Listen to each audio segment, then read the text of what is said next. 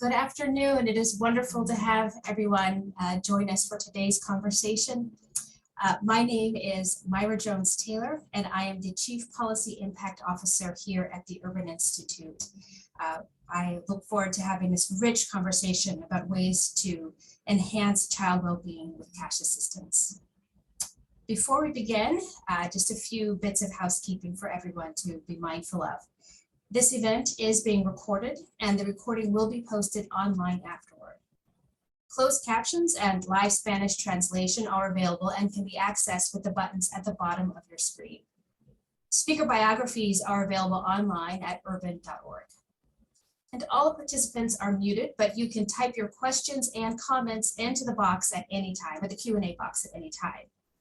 And please complete the survey at the end of the event.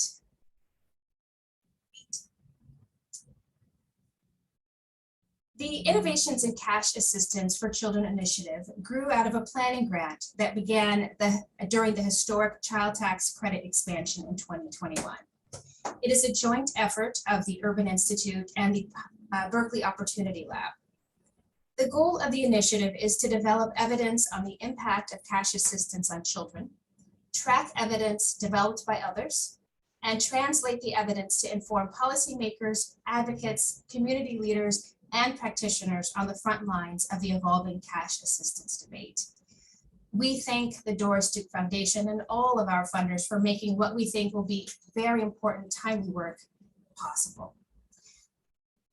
Before we get started, I would like to introduce and welcome Sam Gill, who will be providing opening remarks for our convening today. Sam is the president of the Doris Duke Foundation, which is the founding funder of the new Innovations in Cash Assistance for Children initiative. Sam is the third president and CEO of the Doris Duke Foundation, which is, of course, a New York headquartered and national philanthropic organization that operates 5 national grant-making programs, one of which is focused on child and family well-being.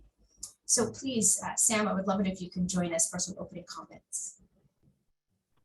Great, thank you very much, Myra, and it's great to be with you all. Thank you all for joining this really important conversation. Thanks especially to Urban for putting this event together, and to the leadership of Elaine Mogg and the entire Urban team, and Hillary Horns and the Berkeley OLab team for your conception of this endeavor.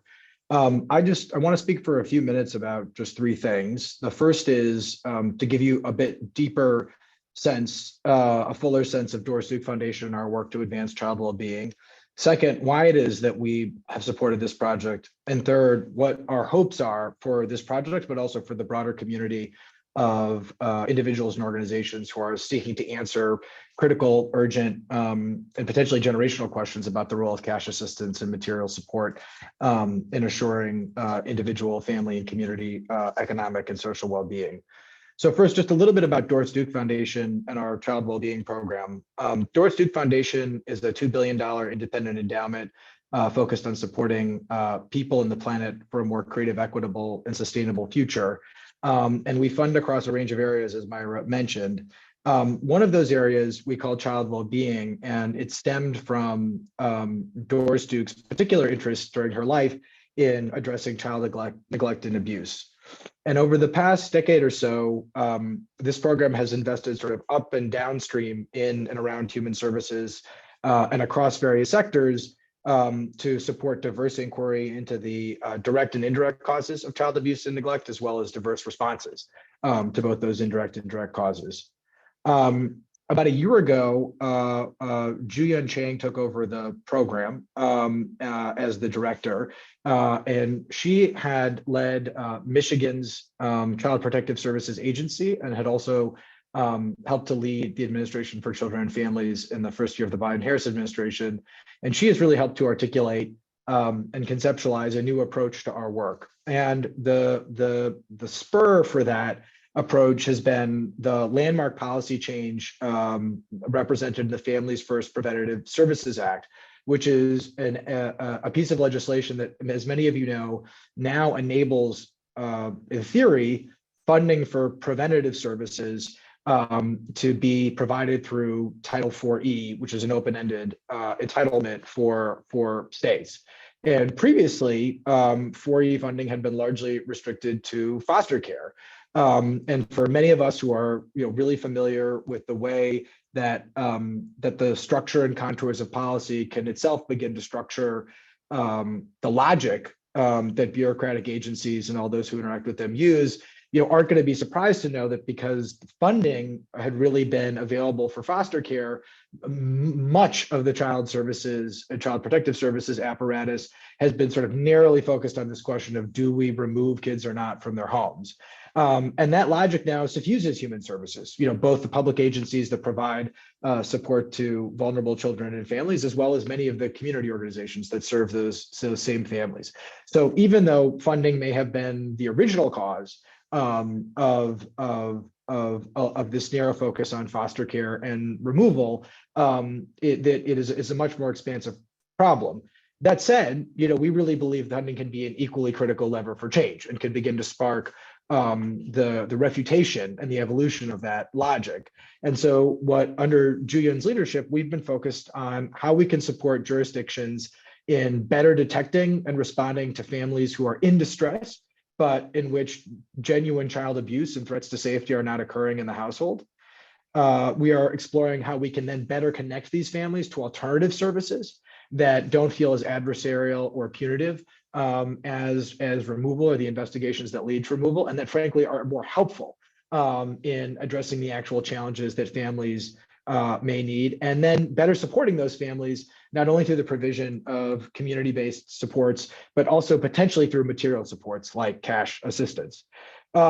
We think that if we and others can make this work, if we can work with jurisdictions to show that an alternative funding mechanism indeed can be the wellspring of an alternative logic and therefore alternative approach to supporting vulnerable children and families, then we think that we can preserve the parts of a really essential system for assuring the public good of child safety while resisting and in fact overcoming its more punitive and status elements, many of which have been instrumentalized, frankly, in ways that discriminate on the basis of race and other factors.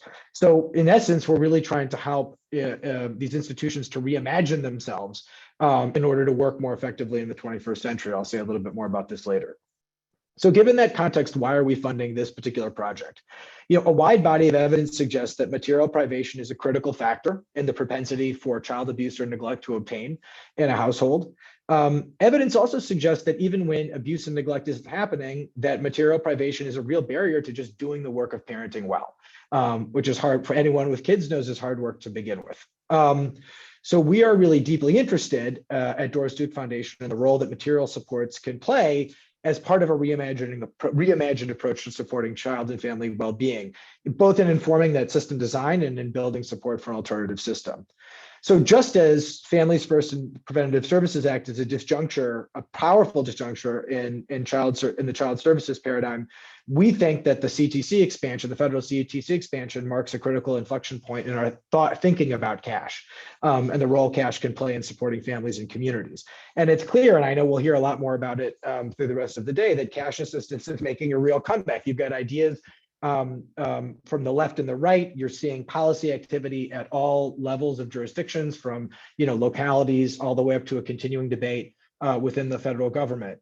We also think that these efforts provide a historic opportunity to study the role of cash. So for the ARPA, or for the COVID-related CTC expansion, you've got from no benefit to a benefit, and then from a benefit to no benefit. And then you've got all of these other states and localities where you have similar conditions. You've got a population that had no benefit that's now receiving a benefit. And those populations are like populations in other localities that might be receiving a different benefit. So you've got a lot of what a social scientist might call ideal conditions for more experimental research.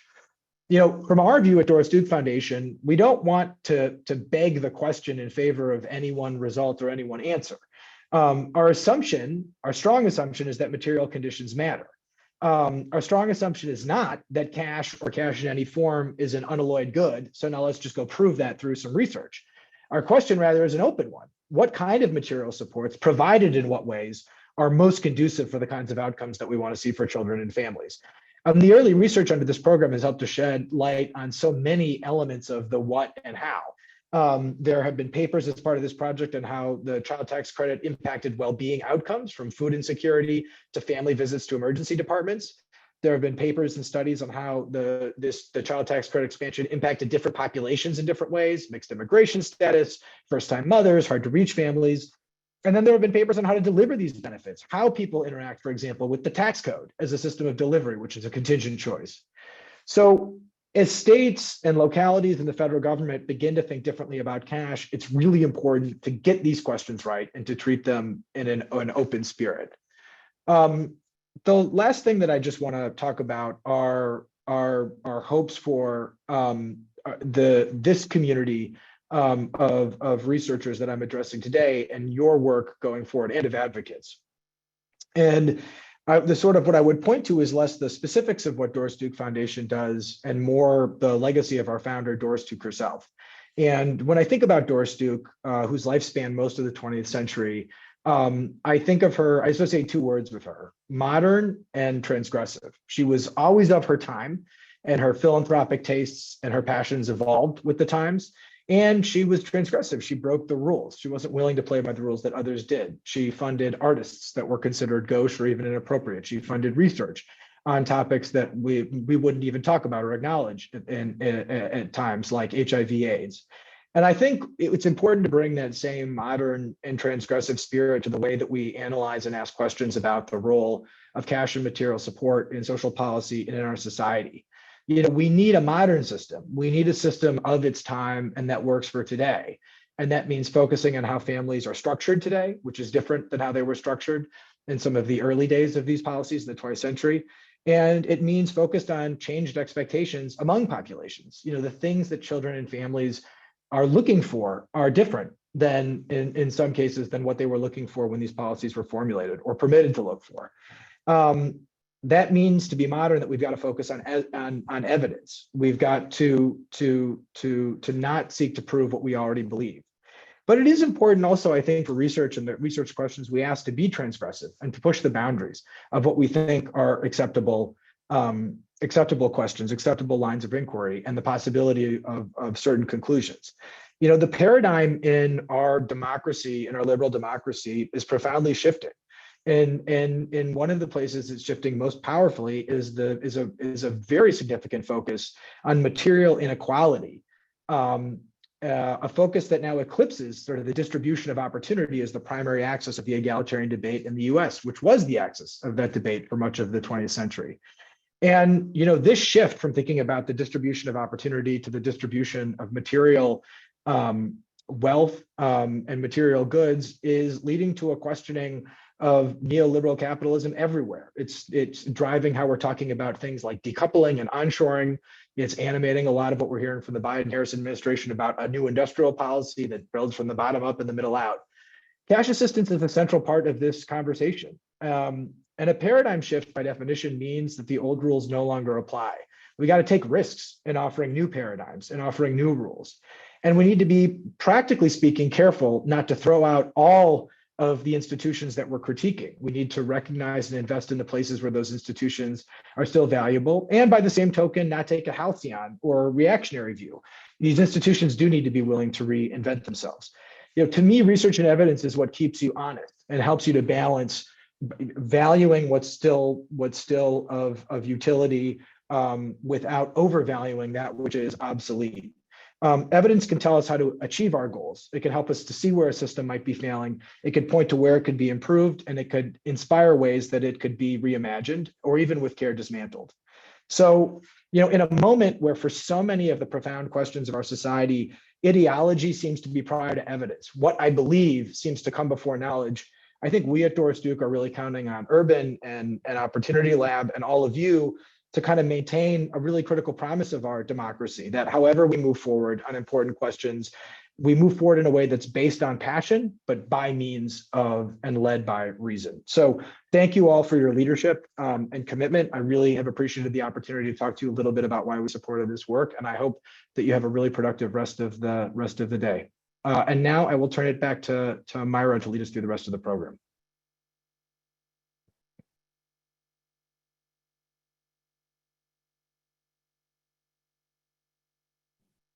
Thank you so much, Sam. And I must say it is quite refreshing and energizing to hear from a funder about being transgressive. So thank you so much for your comments. And of course, thank you for your support. In just a moment, I am going to welcome two of the directors of this initiative, Hillary Hoynes and my colleague, Elaine Mogg. And they're going to provide us with some context on the initiative and some high-level thoughts to frame today's conversation. But before I bring them in, we have a special treat. I am delighted to share remarks from Connecticut Representative Rosa DeLauro, who's my former representative from Connecticut. And she's one of the country's leading voices on how we can develop robust policies to ensure child and family economic security. Aside from being the 3rd Congressional District representative and the ranking member of the House Appropriations Committee, Rosa, who we all call belovedly Rosa, since 2003, she's been pushing at every opportunity for the extension of the child tax credit, and she was instrumental in securing the expansion of the credit during the COVID-19 pandemic, which provided much needed support for millions of families during this critical time. So without further ado, I will hand it over to Representative DeLauro.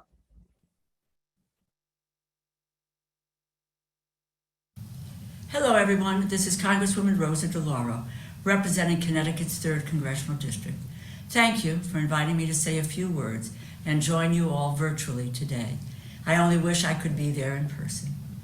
Let me thank the Urban Institute and Berkeley Opportunity Lab for hosting this conversation on the power of the child tax credit. As you all know, this is a fight I have been in for more than 20 years.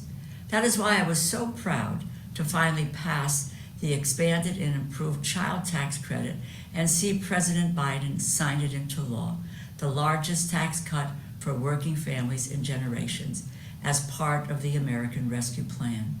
A lifeline to the middle class, it lifted half of our nation's children out of poverty and led to a 26% decline in hunger in families with children.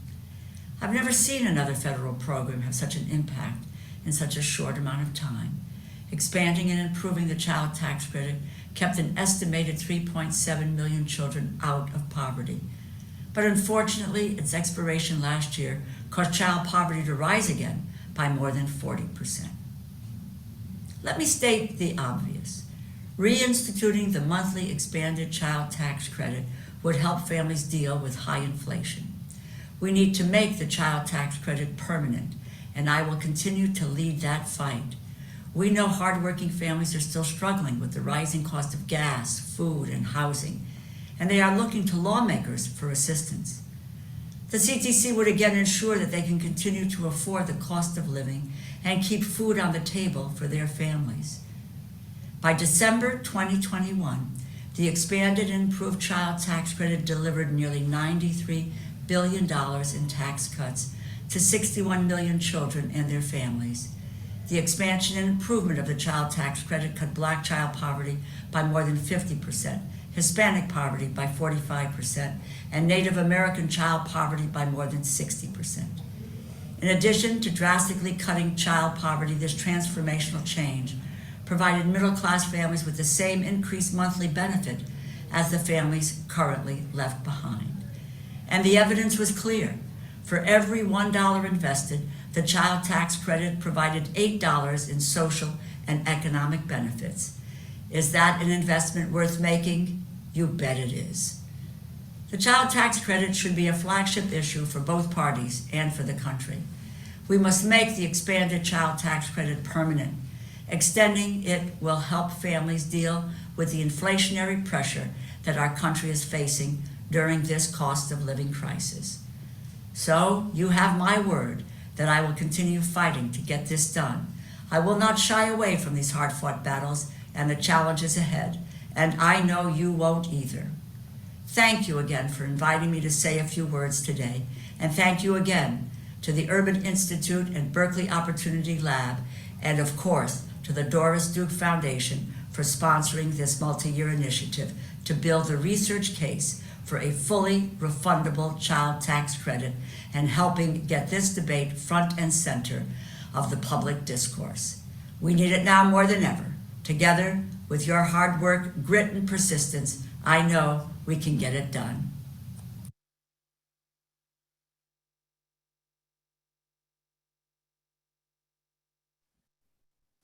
Thank you, Congresswoman DeLauro. Now I'm thrilled to introduce Hillary Hoynes and Elaine Mogg. Elaine and Hillary are two of the co-directors of the Innovations in Cash Assistance for Children initiative and leaders in the field of U.S. safety net policy and research, and on how cash assistance programs benefit families and children. So Elaine, I'm going to start with you.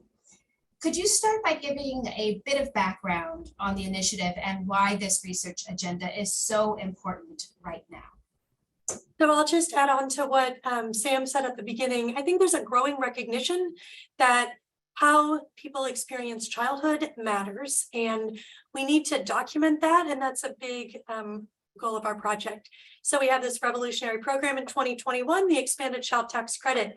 And importantly, it did a lot of things that researchers had said for a while was a good idea. It had a higher benefit for young children. Payments were delivered monthly, and the full value of the credit went to very low income families. So even though we started this initiative out thinking this program would be expanded and we would be, spending the next few years documenting how it played out over the few years, we haven't lost our opportunity. So in 2025, the Tax Cuts and Jobs Act will expire, and there's going to be changes in the tax system. And so our hope with this initiative is to document what it meant to expand cash assistance with the child tax credit in 2021, and now elsewhere at state and local levels, so that we can make the case for designing effective tax policy in 2025 that really centers children.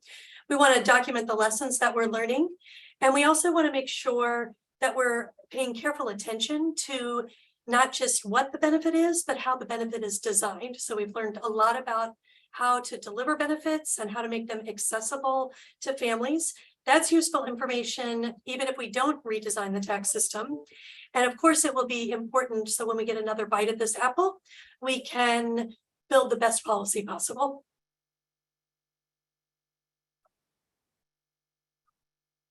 Great, thank you, Elaine. Hillary, I'm going to turn to you now. And I know that one of the aspects of this initiative that sets it apart is its explicit focus on children. Elaine mentioned the long-term returns on investment like the CTC in the lives of children. And you have generated some of the most impactful research in this area, showing how the expansion of the food stamp program led to an array of improvements in health, employment, education, and many others over the course of a child's life. Could you speak a little bit about why this focus on children is important and how it differs from some of the ways safety net programs have historically been thought of and analyzed? And how do the research and policy question change when we place our focus on the impact of these programs on the life of a child? Well, thanks so much, Myra, and thanks to everybody for being here with us today. So it's quite curious that, for much of the, 20th century development of the social safety net in America, one of the pillars of that safety net has been to assist families with children. And, you think all the way back to the Social Security Act and the beginning of the Aid to Families with Dependent Children program, our first national program focused on families with children. And throughout that history, interestingly, most of the policy debate, and I would say most of the research, has not focused on children and has really focused primarily on decisions of parents and behavior of parents, with a great deal of focus on how these policies affect employment decisions of mothers and sometimes fathers, marriage decisions, and the like. And that is not unimportant. It's quite important to study those things. But where only recently we've learned so much is in changing the focus of our research and I think also our policy discussion around how these policies affect children. And children are obviously an extremely important part of the recipients of our social safety net. And critically, what we know from growing research and across the social sciences is that these early years are quite foundational years for setting the stage for future opportunity in health and economic success. And so what we've learned by studying the effects of the social safety net through the lens of looking at children per se is that we've learned that poverty is scarring for children in the long run. And by increasing incomes when children are young through expanding various aspects of the social safety net, like food stamps that I've studied or other programs that many other scholars have studied, we've learned that providing more assistance when children are young translates to improvements for those kids in the long run, higher education levels, more earnings, less use of the social safety net themselves as adults. As well as many other health, criminal justice kinds of outcomes. And so that's important, obviously, for thinking about the success of these children, but it also comes back to thinking about the success of these policies. And ultimately, what we hope for our initiative is to further this attention on understanding the benefits of providing more cash and cash-like assistance targeted at children, and to think about how those benefits, weigh against the costs of doing so. And so that's sort of where we land in extending much of the conversation that Sam talked about at the very beginning about preventative action that, providing more resources and material access to children could actually lead to quite transformative outcomes for them, their families, and we think for society as a whole. That's great. Thank you so much. Elaine, I'm going to turn back to you. And on the idea that some of the politics around cash assistance are shifting. It is certainly the case that we have seen more experiments with guaranteed income. For example, Baby's First Year, the Stockton experiment in California, and pilot programs in cities around the country. But the child tax credit was still a major sticking point in negotiations around the Build Back Better bill and was ultimately not included in what eventually became the Inflation Reduction Act, as we all know. During those negotiations, we heard a lot of debates around how people would spend the cash. Debates that truly sounded a lot like some of the old welfare debates that Hillary mentioned. So if you could say a little bit more about what the evidence shows around how people have been spending funds around the range of policies that are providing cash for families and what we're seeing. And then what do we know about how families spend money that comes in through the CTC and other cash assistance programs? So there's a wide range of how people use the money, and we discovered this because we actually went out and asked families, what did this additional income mean to you? But we also asked questions about well-being in the household. And so people, for example, would report, I'm spending the money on food, and then there would be a corresponding drop in food insecurity. So people reporting that they weren't running out of money at the end of the month to buy food, they weren't skipping meals, things like that. So the evidence seems, to make sense. The things that people spent money on, I don't think were necessarily surprising, but it's good to document. So there's the reduced food insecurity. We saw some families, middle-income families and low-income families, using the money to purchase tutoring services for their children. People use the money to buy childcare. Sometimes people use the money to pay utility bills. They paid down debt, and this happened even at relatively high income levels. All of the similar vein that runs through this is people were using the money in ways that freed up their capacity to parent in the way they wanted to parent and relieved stress in the household. We see these same things in cash demonstrations across the US right now. And we see, parents sometimes even reporting, I'm able to spend more time with my children because they're not spending as much time perhaps trying to meet basic needs, or they can perhaps not go to that unstable gig work job to get that extra $100 because they had the money. And I would remind people that these are relatively modest amounts of income coming into people's homes. $300 a child for young children, $250 for children's ages 6 to 17. And so it's not that huge amounts of money were able to change spending patterns. It's that a little bit of money can go a long way. So Hillary, another area that this initiative has placed at its center is a focus on how we can ensure that cash assistance to families reaches everyone who is eligible to receive it, and that we make it a priority to understand how and where we are failing to reach the most marginalized communities. And this is a concern that is often raised about social safety net programs, how we deliver the benefits to actually get them to the folks who are eligible in the first place.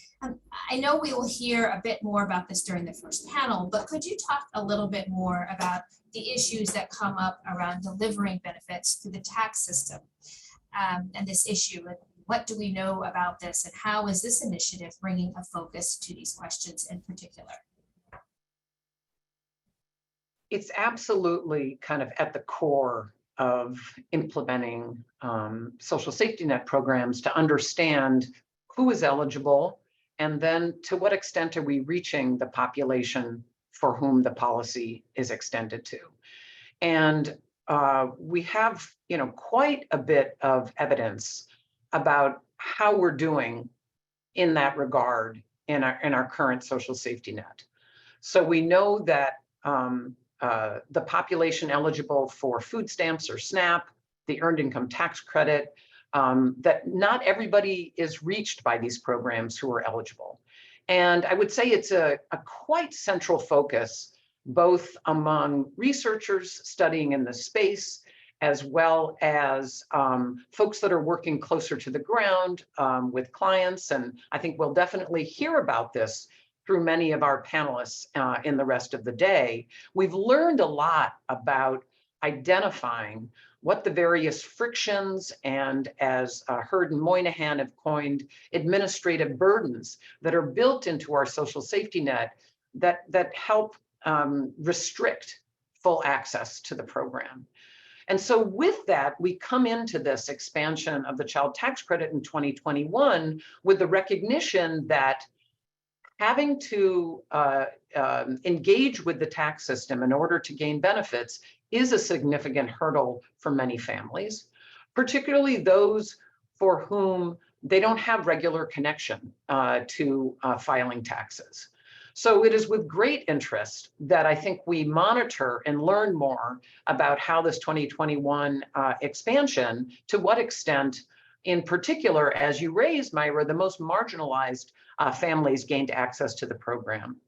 In some evidence that we worked on at the California Policy Lab joint with the Berkeley Opportunity Lab in the period using data prior to the 2021 expansion for the state of California, we concluded that the groups that were most vulnerable to not ultimately accessing the credit that was available to them in 2021 would be those with little to no earnings and those in mixed status families. And so it is with that lens that we're really critically awaiting the discussion in panel one and the ensuing evidence that we learn over time about who was able to gain access to these critical benefits as part of the 2021 expansion. Great. Well, thank you both for this very rich kind of context setting part of our day. Truly appreciate it. So grateful for all of your work. And you mentioned the first panel, Hillary. So I am now happy to turn things over to Megan Karen, who will be leading our first panel discussion of the afternoon. So Megan is the Director of Policy at the Center on Poverty and Social Policy at Columbia University. And her research focuses on strategies for child poverty reduction, including income support, poverty targets, and cross-national learning. I'm going to hand it over to you now, Megan, to continue the conversation. Thank you. Thanks, Myra. So thank you. As we transition into our discussion panel here on looking at the lessons from research and practice from the impact of the 2021 expansion, I'll ask our other panelists to just join us on camera here, and I'll introduce you properly shortly. So it's a real pleasure to moderate the discussion that we're about to have. I think it's important to take a step back for a minute and just put sort of what this expansion, what this policy change that we're talking about in the US is in a bit of a broader context. National child allowances, which is just another name for the type of policy that the child tax credit became once it was expanded, are essentially regular, flexible cash payments based on the presence and number of children in the home to support parents with the cost of raising children. They are one of the most common policies that we have in places around the world.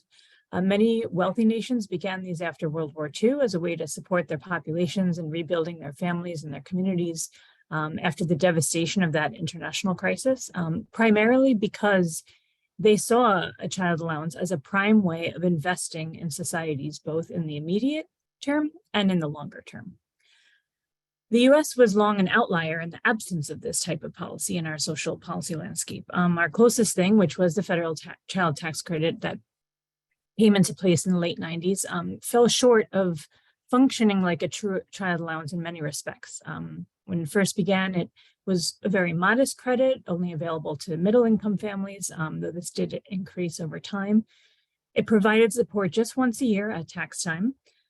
And most problematically, just prior to the pandemic, it was leaving out 1 out of every 3 children nationwide because their families did not earn enough to meet a complicated set of earnings requirements to access it. And we also know that this disparity did not hit evenly. 1 out of every 3 children overall were left out, but it was 1 out of every 2 Black and Latino children. It was disproportionately high rates of young children, children in rural areas, children in large families, children in single parent families, sort of you name it, kids were being left out. This was the situation until 2021, when we as a country took action on this, and as the US is wont to do, acted with gusto.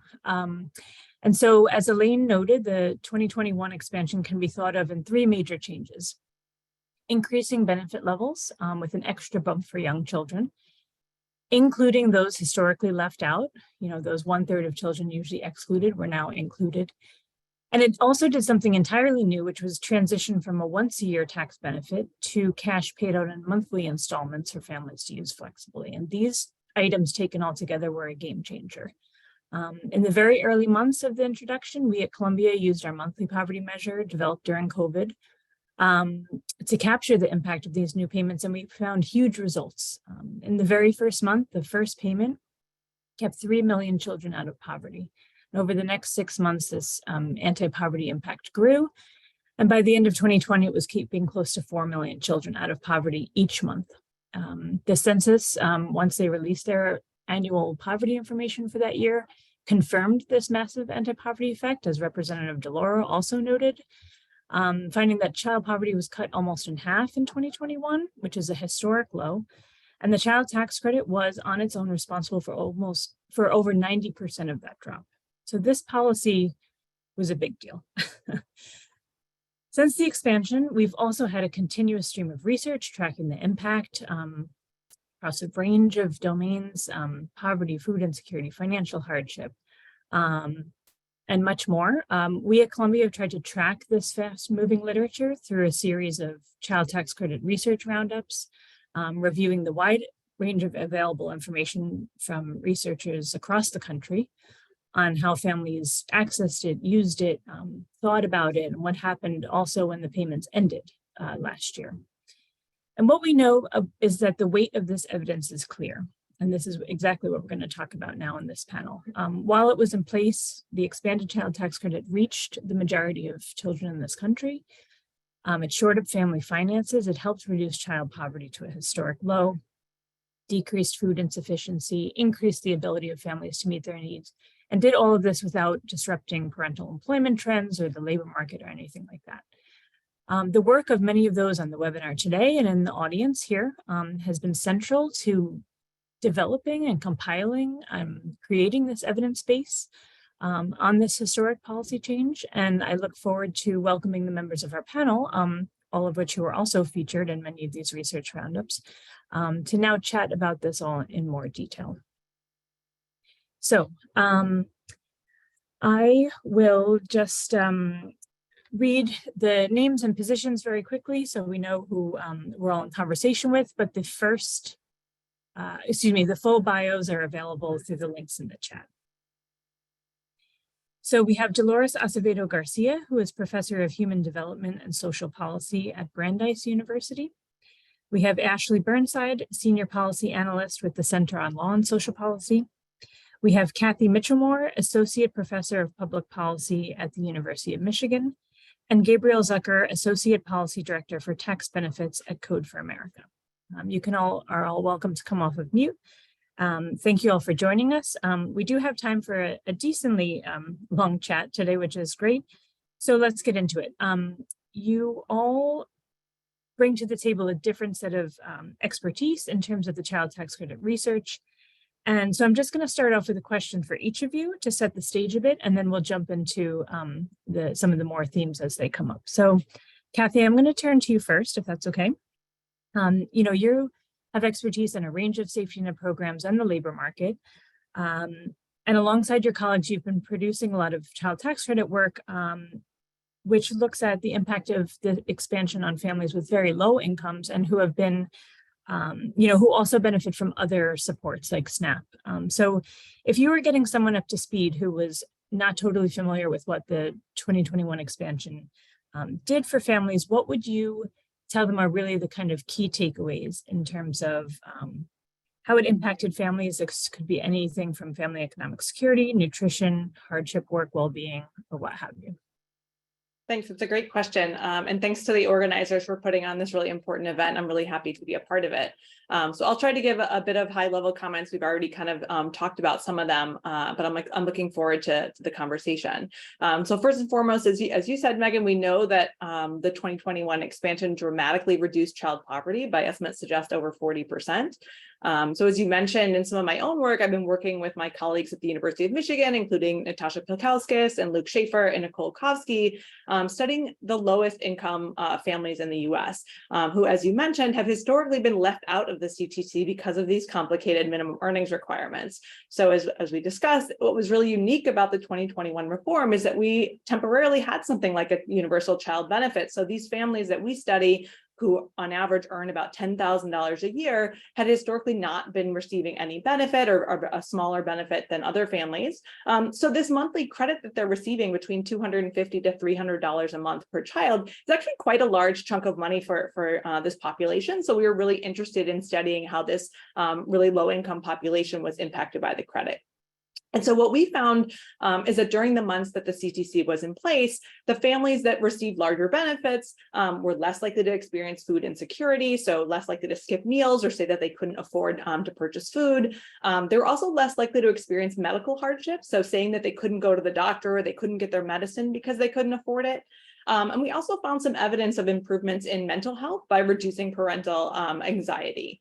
So others on this panel have done a lot of work studying the broader populations and have found kind of similar things, that it reduced food insecurity, allows families to kind of catch up on past rent and utilities, and that it dramatically reduced child poverty.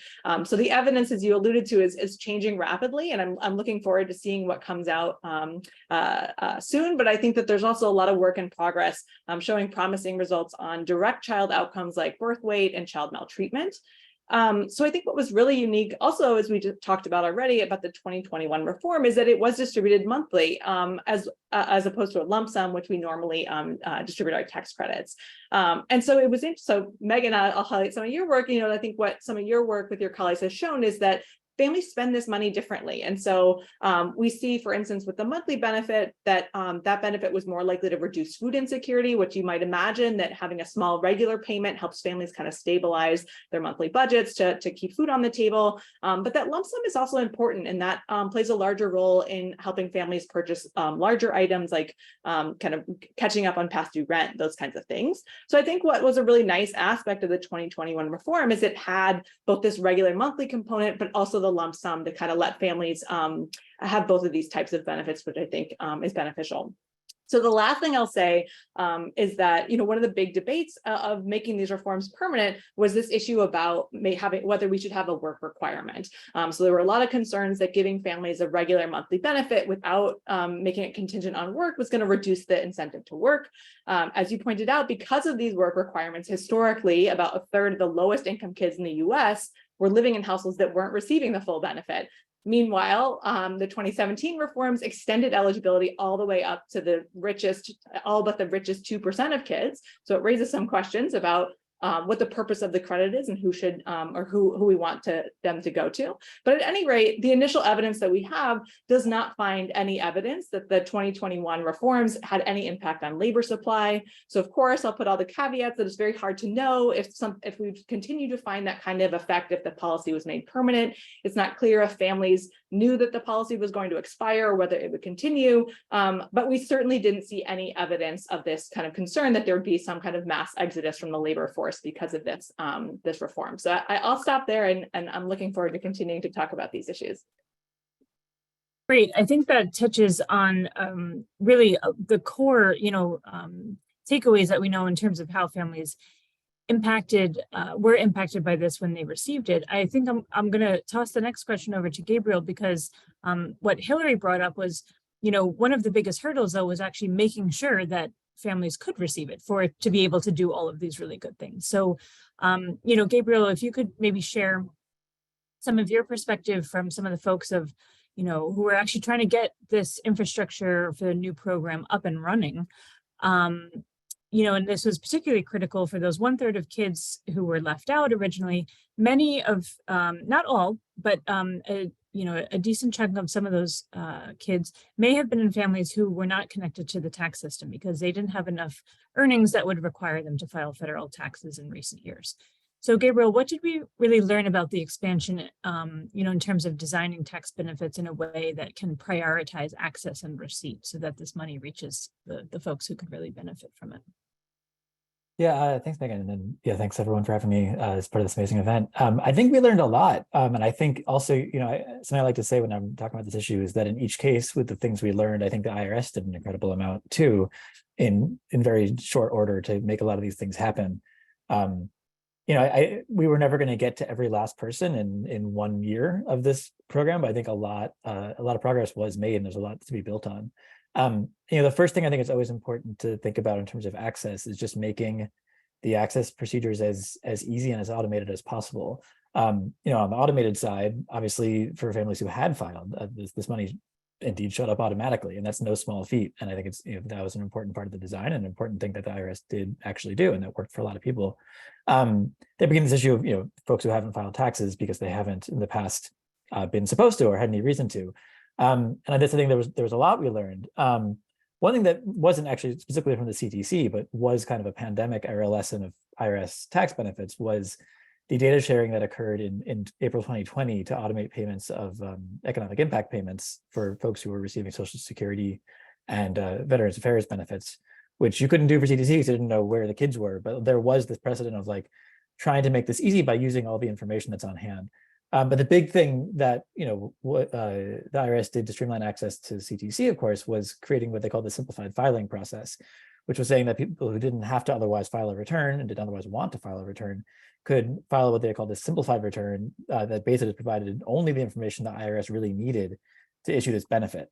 So you could skip reporting all your income, you could skip finding your W-2s and writing down all these numbers that really weren't relevant and you had no legal obligation to report. And just say stuff that, report things that people had an easier time finding, like what's the name of your kid? What's their Social Security number? What's your bank? And at Code for America, as many of you probably know, we implemented that process through a tool we called Get CTC. That was an implementation of the IRS process. And we did find that, that made it a lot easier for people to file their returns. People were finishing this tool in 15, 20 minutes on a mobile phone and telling us they found it easy to use, which isn't, usually people have interacted with the tax system before. And I think it's, as far as what we learned and moving forward, again, it was just 1 year of that, but I think the announcement last week that the IRS is moving forward with a direct file program to allow people to file directly for free with the IRS is a real legacy of all this amazing steps the IRS took. and that then we took and others took to show what happens when we create simple, easy tools. And I think it's a testament to what was able to be done during this 1 year at CTC, that now the IRS is taking on this really important project, and I think it's doing a great job with it. I think there was also important stuff that got learned about how to do outreach. And we were trying to reach people who historically had never been part of not been interacting with the tax system. And needed to we find a way to reach those families and tell them, no, this is for you. You should file. We did a lot of research ourselves about what different outreach strategies were accomplishing, and a lot of other folks did as well. I think we learned a lot that government messengers were really powerful in doing this work. People really trusted to hear this from government, from other benefits agencies. Those agencies often really had the ears of people that we needed to reach. And even the IRS had the ears of people we needed to reach. The IRS, through their records, knows folks who have received some income, it's been reported, but they haven't filed a return yet. The IRS was able to reach out to a lot of them. They sent millions of letters, to these to people who hadn't filed, encouraging them to come in. So we learned a lot about the kinds of messengers that can be effective and these kinds of tactics that could be scaled up over time, if and when the program comes back. So there's a lot more. We've done a whole lot of different research. I think you can find other stuff we've done. It's at codeforamerica.org/getctc research, where we've been trying to put together everything we learned from all the implementation. But it was a lot of progress in a short amount of time, and definitely a lot to build on. Thank you. Yeah, I was remiss in not also giving huge credit to the IRS earlier, because they were the powerhouse for this to be able to be possible. With the American Rescue Plan being passed in the spring, we had the first payments that were reducing child poverty by 3 million kids in July, just a few months later. So that in and of itself is a huge achievement, and definitely not one to be overlooked. And we also see that, for the folks that were reached, there was a taxpayer inspector report that said there was a hugely high level of accuracy in the payments that went to, I believe it was 98% of the payments that were sent out were accurate. So what I'm going to pivot here to talk to Dolores about, to speak to Dolores about, is to say, so we know that when the payments, were going out, they were getting, by and large to the right people, and they were making this huge impact. And it was a huge historic policy change to include those 1/3 of kids who had been left out because of the earnings requirements prior, but we didn't include all kids, right? We still have had some disparities. And so can you talk a bit about, disparities in eligibility that still remained, some disparities in access and receipt, but also what aspects of the child tax credit expansion were actually pivotal in seeing some of those really significant reductions, though, in inequalities that that Representative DeLauro. So we still want to keep two sides of the piece here. Sure. I think that we know that the expansion of the child tax credit demonstrated the effectiveness of a more inclusive credit, and we have research evidence before the expansion, including the 2019 National Academy's report, A Roadmap to Reducing Child Poverty, that a more inclusive CTC would have a large overall effect on reducing poverty. We also knew that the effect would be positive across racial and ethnic groups. And we also knew that there would be subgroups of children that would not benefit unless we made a deliberate effort to include them. And sure enough, when we implemented expansion, we found out that all these things were true. So I think a lot of people have said that the expansion showed that child poverty is a policy choice. When people say that, I think that what they mean is that we know how to design policy to reduce child poverty, and if we know that, it's obviously up to us to decide to implement those policies and reduce poverty or not. I think we often miss that the same is true about eliminating racial and ethnic inequities in child poverty. We know how to design policies to reduce inequity and how to protect the most vulnerable children, so we can make choices to do this or not. I think the first very important thing is that the expansion reduced poverty for everyone, an unprecedented 5.2% poverty rate, child poverty rate. In 2021, the white child poverty rate fell between 2019 and 2021 from about 7% to 2.7%. and the Black and Hispanic child poverty rates fell from about 20%, more than 20%, to about 8.3, 8.4%.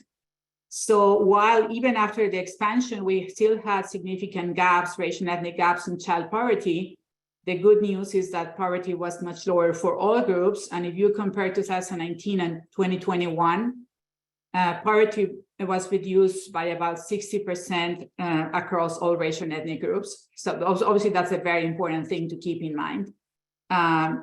Something that we documented in the roadmap report is that in general, for a CDC or any program, Hispanic children and children in immigrant families benefit less from programs, and that's because we have very explicit exclusions that hurt them specifically.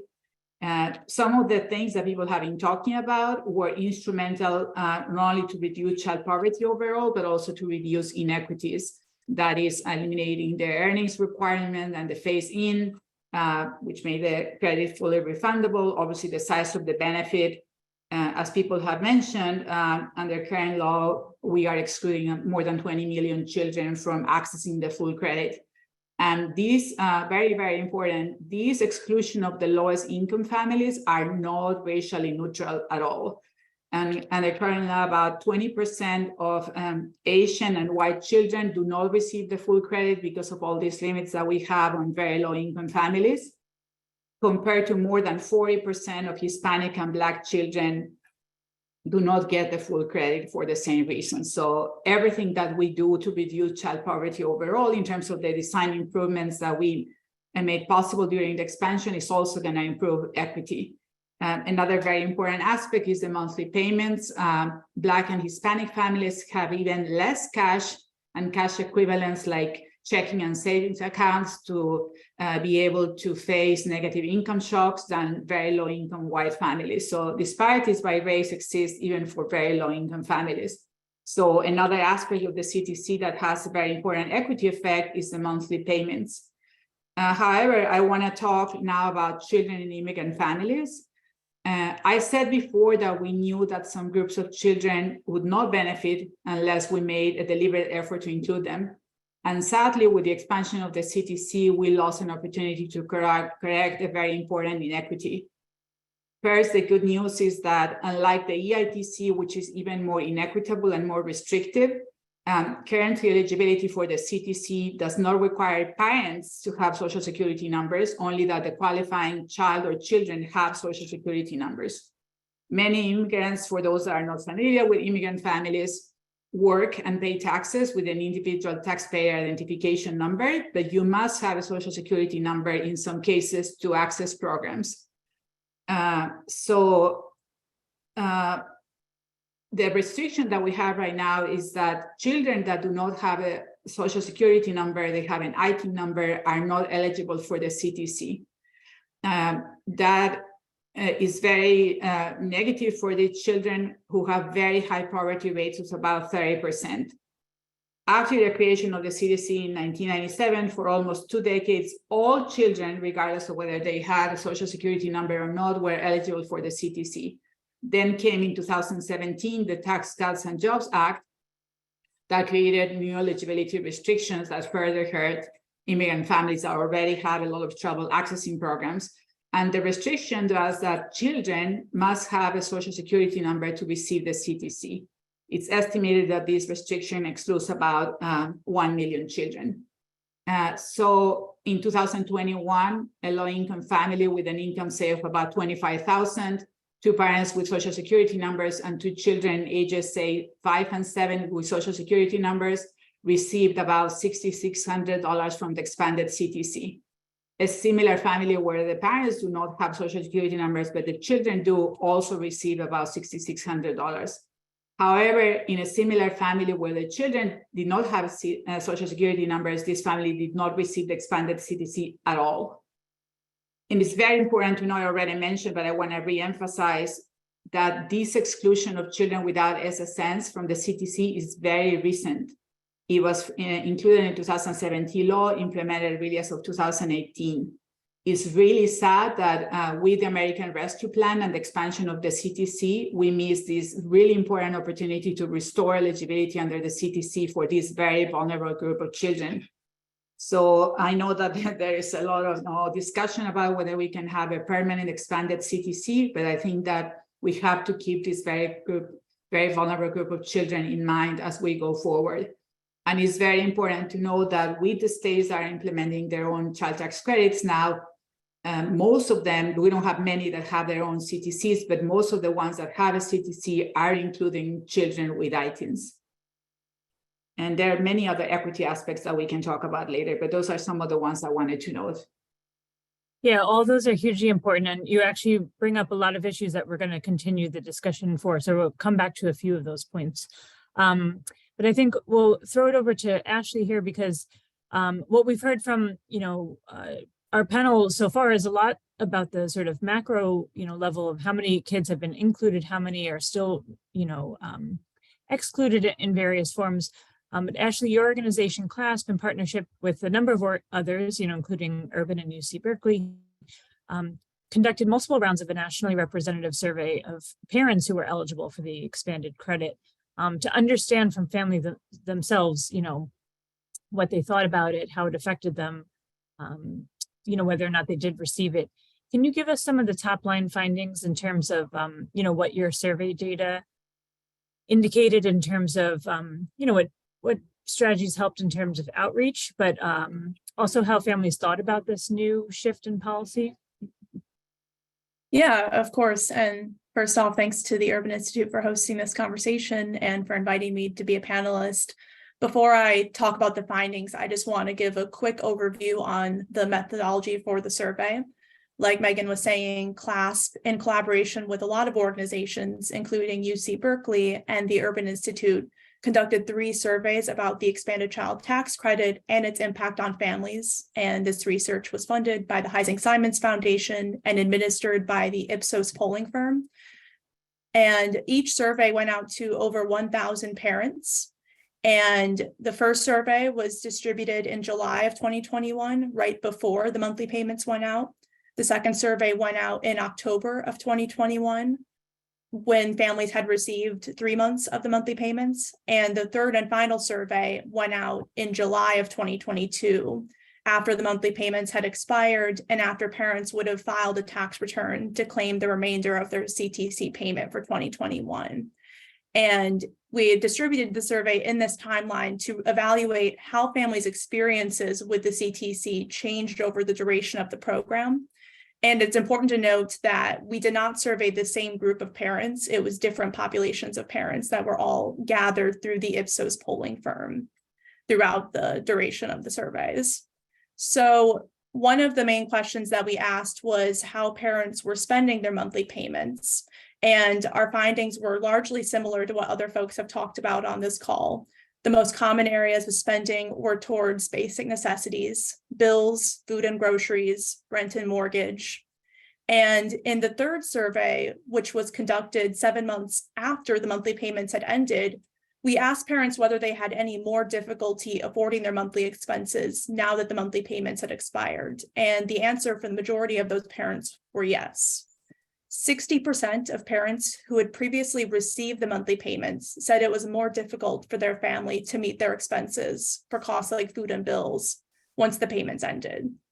And we also found that parents were reporting higher rates of needing to visit food pantries or food banks and not being able to afford high quality food. And this was especially high among the Hispanic respondents. And this really reflects what a lot of other speakers have been saying. During the distribution of the monthly payments, food insecurity rates went down. So it's unfortunately not that surprising that when the payments ended, families were facing more food instability. We also conducted phone interviews with consenting parents to ask more detail about what their experiences with the payments were. And in those conversations, parents talked about how they spent the payments towards basic necessities, but also towards enrichment activities for their children, for things like musical instrument lessons for their kids, buying new school clothing ahead of the school year. One parent even talked about how they used the monthly payment to afford a birthday party for their kid for the first time in a few years. And that was something they were really excited by. Those are, of course, all really important things for a child's development and for the mental health of the parent. Our survey also asked about the financial stress that parents were facing. And during the distribution of the monthly payments, parents reported that the payments helped reduce financial stress. Nearly 70% of respondents who got the monthly payments said they were a little or a lot less stressed about money. Hispanic respondents were likelier to say that. And not surprisingly, when the payments ended, financial stress increased for parents. And we also asked about whether people's experiences with the CTC changed their perceptions about the government or impacted it in any way. Specifically, we asked whether their experiences with the payments made them feel like the government cares about their family's health and well-being. And for respondents who did get the monthly payments and filed their tax return, the answer was yes for a majority of respondents, and especially among Black and Hispanic respondents. This shows us that people not only successfully received the credit and were able to use it to help their families, but that it made them feel like the government cared about them and their communities, and it showed them that the government was investing in them, which is a really important thing for us to think about as we're thinking about the long-term impacts for this program. And the last thing I'll say is we also asked about whether respondents were filing for the CTC and getting the monthly payments and any barriers they may have faced in doing that. And when we looked at the data across all three surveys, Hispanic parents over time had a higher take-up of the CTC, which shows us that outreach was really reaching this population over the duration of the monthly payments, and that there were some outreach that was really working well in reaching parents to help them understand that they may be eligible for these credits. So I'll end there and turn it back over to you, Megan. Thank you. Yeah, it's really interesting what you were saying in terms of, how families were thinking about, the monthly payments in terms of, the government sort of caring about them, because I think the monthly aspect is actually one of those three big, pieces of the changes that we've mentioned that I think can be thought of as one of the biggest shifts in terms of families' experience of the credit, because, all of a sudden receiving something monthly and actually on a very predictable basis, because it was coming out around the 15th of every month. That is very different than what, historically you think of in terms of tax provisions, which would be once a year, and also not on a certain date because you file your taxes at different points. And also, you don't know exactly when you're going to get your refund. So I just would like to talk a little bit more about the monthly before we pivot on to some other pieces, also because of what Delora said about the monthly aspect being a really big racial equity piece, which I think is often, not really thought of, because, it provides really a buffer when we have, a whole host of literature talking about a racial wealth gap here, that some families and some communities can really benefit from having access to regular, flexible cash. So Kathy, I would just ask you to maybe expand on some of your earlier remarks about, that we know that families used monthly payments versus annual payments differently. And if you could speak a bit more about, what you've seen maybe in contrast to the EITC, or if what you've seen in your specific research with the families in your recent CTC studies. Yeah, it's a great question. So yeah, there's a whole host of research on the EITC that looks at, seasonality and spending patterns among low-income families.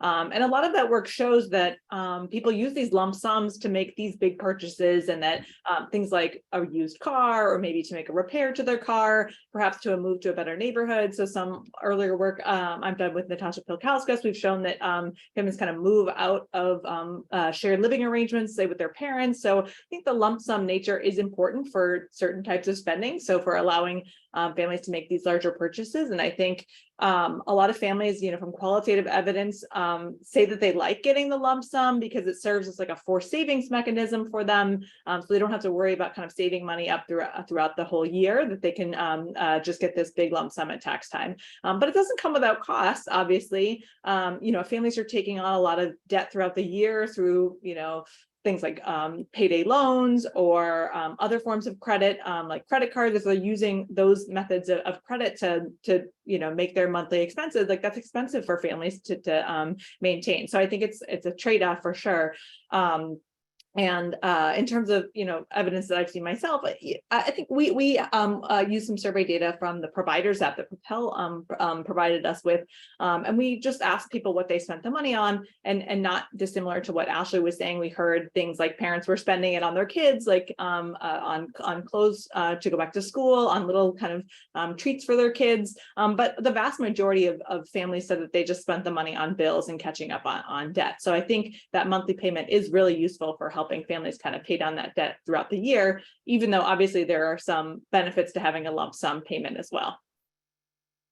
And Gabriel, from the sort of, thinking through the sort of access and infrastructure angle, if monthly delivery remains a priority for a future sort of, reinstatement of this type of expansion in the future, what should we be thinking about in terms of, the sort of back end of how that actually works in practical fashion? Good question. I mean, the thing that monthly adds to the picture is just the need to be updating information throughout the course of the year, which is an added wrinkle. It's not an insurmountable one. I think it just kind of, it takes some of the challenges that exist in the yearly filing and just makes them a little bit more time pressing and makes them not be only a yearly problem, but like it could be any time during the year problem, because circumstances can change and then you need to update where the money's going. But I don't think they're really different problems per se. I mean, the same things that make a annual tax filing system easy to use make a whenever in the year you have to make an update tax filing system easy to use. I think the real thing we saw is that we need to get people into the system and used to interacting with the system, which means making it easy to interact with the system, and that's no matter when in the year it might be. So I think whether obviously during the 1 year implementation, there was a bit of a separation between how you made updates and how you file a return, which was I think pretty necessary given this thing was getting off the ground so quickly.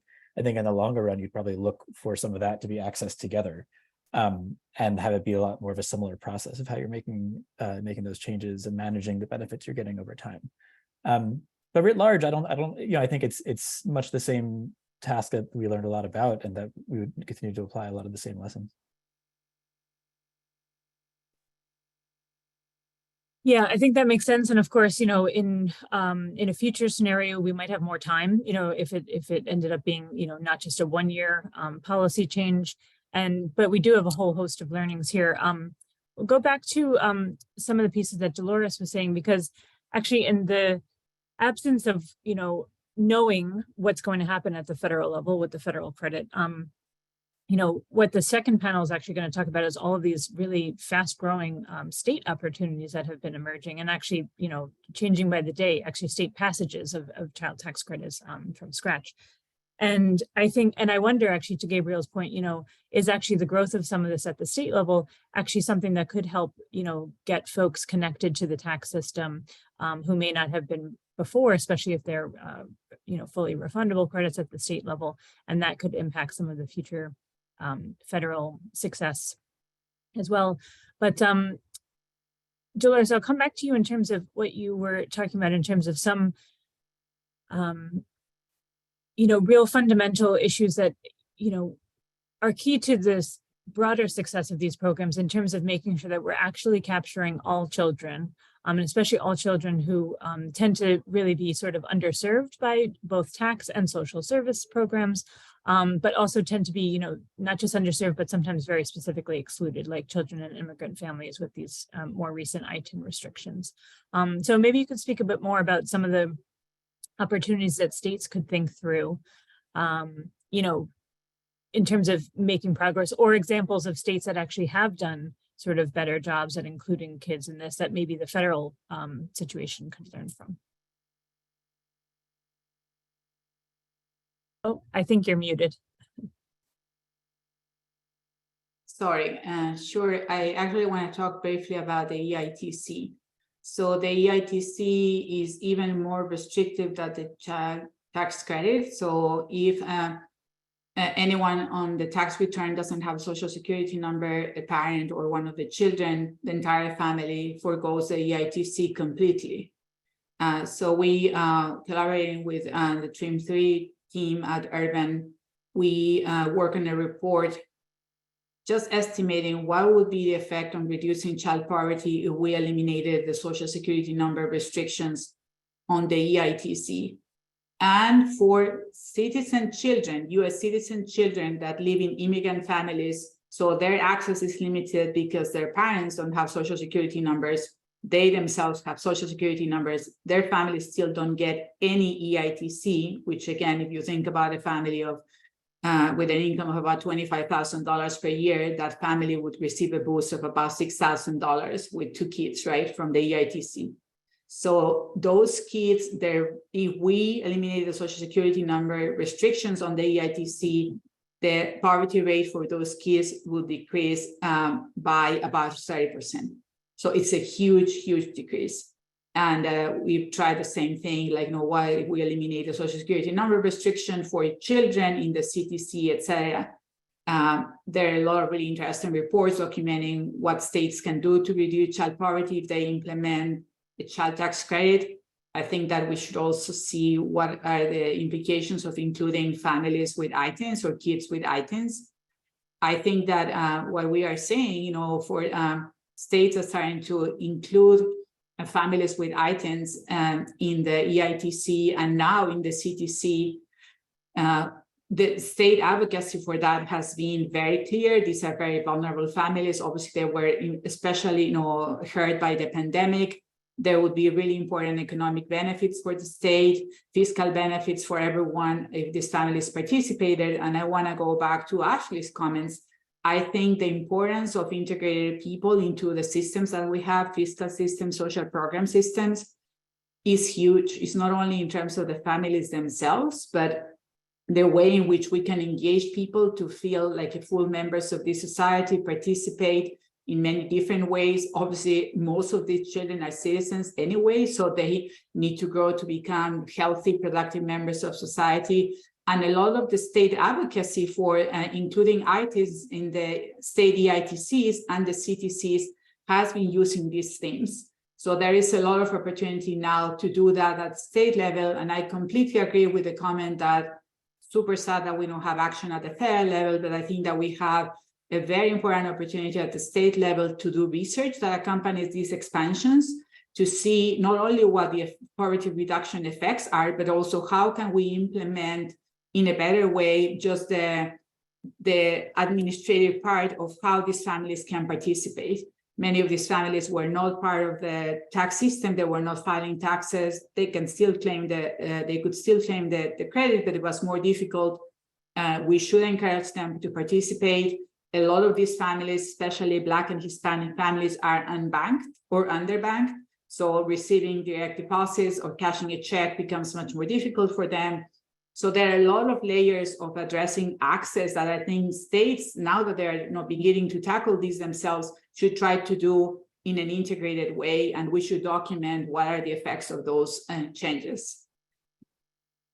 Yes, totally. And I think we're going to hear a lot more about the state pieces and what's happening with some really interesting state-specific examples in the next panel.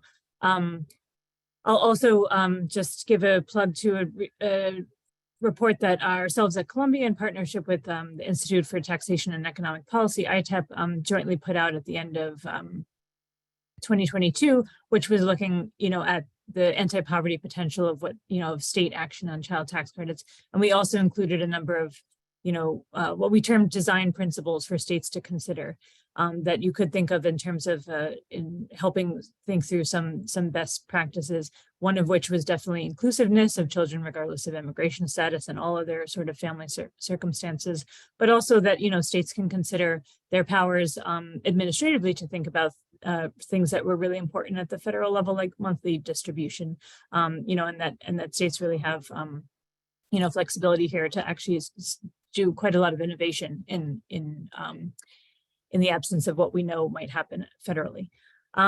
So have about, 5 to 7 minutes left of this discussion, then we'll pivot to some audience questions. So I wanted to actually turn a little bit towards sort of very current day, which is, we're talking today about this whole huge set of really robust evidence that came together quite quickly with this, policy expansion. Researchers really mobilized nationwide and to significant effect, because we now actually know, so much about what the expansion did. And, to some of Ashley's comments and others, there were really, it seemed for a while, especially coming out of the pandemic, like Gabriel said, that there was a shift in the sort of mainstream thinking and mainstream policy debates in the media and elsewhere about the value of cash assistance programs, that these can really function as poverty reduction tools, that reducing poverty is worth it and important, and that they're also long-term investments that, in both sort of children as they grow up, but also as, sort of making our social infrastructure more robust, as we recognize that, our economy can be very changeable. Things are going to only continue potentially be more unpredictable with things like these public health crises, climate change, all sorts of things moving forward. So on one hand, we have all of this evidence about what cash assistance can really do for families and the economy and society. On the other hand, we have a very immediate crisis looming as of June 1st. Where all of a sudden there's been a very sharp twist in the conversation, where there are a lot of demands put forward by the House Republican negotiators for actually reducing these types of supports, reducing cash and food assistance and healthcare, and potentially more depending on what would happen with discretionary spending. So I might throw this out to both Ashley and Kathy to start with, but if anyone else wants to jump in, just trying to think, how we sort of see some of these shifts sort of in thinking on both sides in terms of, recognize the value of cash assistance, but also what's been happening with these recent debt ceiling negotiations, how they play out from what your angles of work are, and, how we might reconcile what the evidence can do for us moving forward in this area. I'm happy to kick it off if you don't mind, Kathy. So in addition to researching the CTC, I also do a lot of research on TANF for my job. And I agree with everything you just said, Megan, that there has been this exciting shift in the narrative around cash that was especially inspired by the pandemic and the distribution of the stimulus payments, all of the guaranteed income pilots we're seeing, even reparations task forces in localities throughout the country. People are now thinking about cash as a tool to promoting equity and righting historic wrongs, in addition to promoting financial security for families and investing in communities.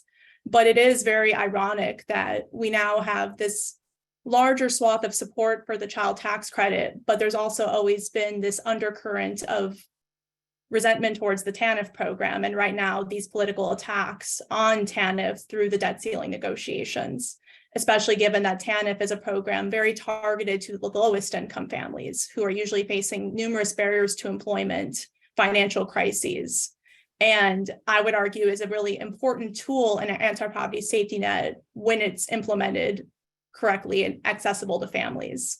So something I've been thinking about a lot in my line of work is what can we learn from the child tax credit when thinking about how cash assistance programs are implemented, when we're thinking about what does a truly equitable anti-poverty suite of programs that promotes economic justice look like for families. And I think the CTC taught us a lot about administrative components, about how it helps to reduce poverty. And I think some of those lessons are very relatable to the moment where TANF may be cut back on funding. And in a scenario where we do cut back on TANF, families are going to be left without one more access to opportunities for cash. So it'll be on all of us, hopefully, to really continue to raise the narrative of how important it is that we provide financial support to families that they can use in whatever way is needed for them, whether it be through the CTC or TANF or a guaranteed income program. It's important that family have access to these tools, and the CTC really exemplified that throughout the year it was implemented. Great. I'll sorry. add very quickly to that. I think on the, I do think we've been fighting with this tension over the last several decades of, whether we are okay with providing cash benefits without these strings attached, like with work requirements, and then also talking about imposing work requirements on programs that have historically not had them. And I think something that seems absent from this discussion is a discussion of what it takes to put people to get into the labor market. And I think that the US doesn't have a lot of these supports that really facilitate, especially asking parents to go into the labor market, like the childcare crisis that also came about with the pandemic. And so I think, I think what the pandemic made very clear, and I think part of the motivation for the 2021 CTC is that work requirements are great when the economy is great and it's easy for people to find a job and you have supports to allow you to go to work. But if those things fall apart, it's really, so does the whole social safety net. So yeah, I could go on a whole tirade on that, but we don't have time for that. Unless Dolores or Gabriel had anything to add on that point, we'll transition now to just taking some audience questions. We have about a little over 10 minutes or so for that. And so there have been some coming in the chat, which is great to see. I will just see, we've had people actually asking questions from the sort of very technical in terms of sort of access and eligibility to actually some of the more philosophical pieces in terms of, what's actually the best way to think about pitching these programs. I might start with that one because it's kind of actually coming off the back of some of this, more, present day context, which is, do we feel like for the political success, this is a question from the audience, is it better to sort of advertise or talk about these programs in terms of sort of middle class benefits or more universal approach, or is it really important to focus on the sort of targeting and poverty reduction? And I'll throw in my point of privilege here, or is it some combination of all of the above? But I'll throw that out to anyone who might be interested in tackling that one.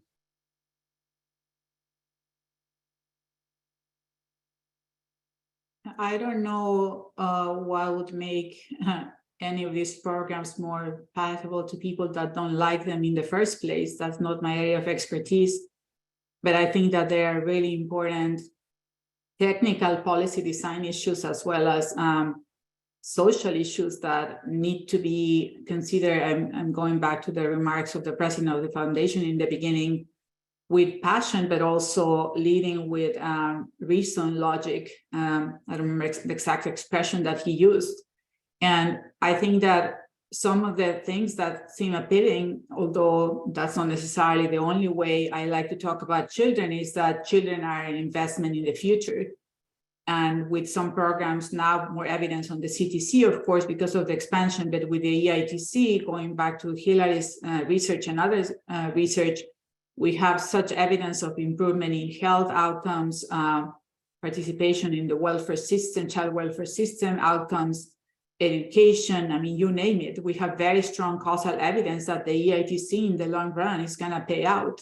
So we need to lead with that. I also think we need to lead with some of the hypocrisy that underlies some of the political messages. So when people talk about employment and favoring employment, actually, immigrant families and Hispanic families have very high labor participation rates, and we are not rewarding them for that effort because we are leaving them out of the main program that is work-based, which is the EITC.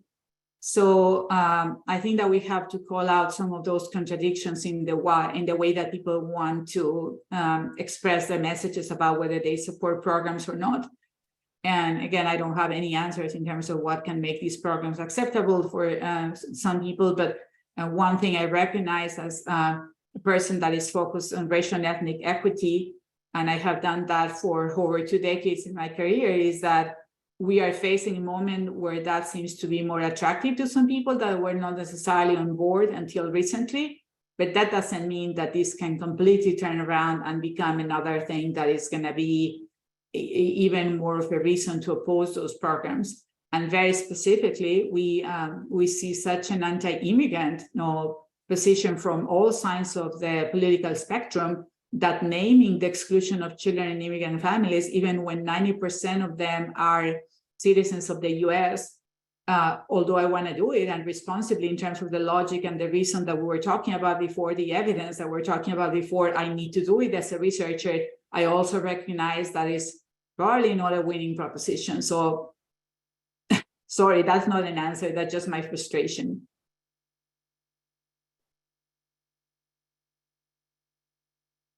I think some of the political considerations are outside my area of expertise or above my pay grade or something. But as far as some of the access stuff goes, I think an interesting thing that we kind of ended up in this funny debate of like, okay, we're trying to talk to people who haven't historically interacted with the tax system, so we ought to call it something else. They think it's for them.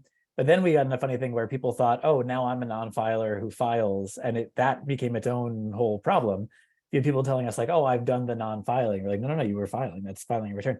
So there was this kind of odd tension of wanting to describe it not as the tax system to like try to find people quickly. But I think in the long run, it felt pretty clear from our work that we need to explain that if we're bringing people into the tax system so they can get tax benefits, they're in the tax system now. And like, let's make that a tax system that works for everyone rather than try to make a little weird side thing from it, which is again one of the reasons that we're very excited about the IRS direct file project being this kind of universal. We're going to make filing accessible for everyone, and we'll really focus on people who might have had a hard time in the past, but ensure that everyone knows that they're part of the system now and that it is for them. I definitely agree with everything Gabriel just said. And to answer the way you framed the question, Megan, I think it's a both and. It's important to frame the CTC as something that was serving the lowest income families and reduced child poverty exponentially. And also it's a general investment for parents who identify as middle class to be able to afford the needs to raise their kids in a time of inflation. And I think that we can hold both those narratives at the same time. And I'm no polling expert by any stretch, but I think holding both those narratives will help people see why the program is so beneficial for multiple populations of parents. And I think that the way we're framing work is also really important in the conversation of the CTC. I always like to specifically name that raising a kid itself is work, caretaking is work, being a caretaker for your family is something we can invest in and of itself. And I think there's a lot of narrative conversations we could have about the CTC, but I think holding all those narratives at once is the approach I always advocate for. Yeah, actually, to that point, and thinking about when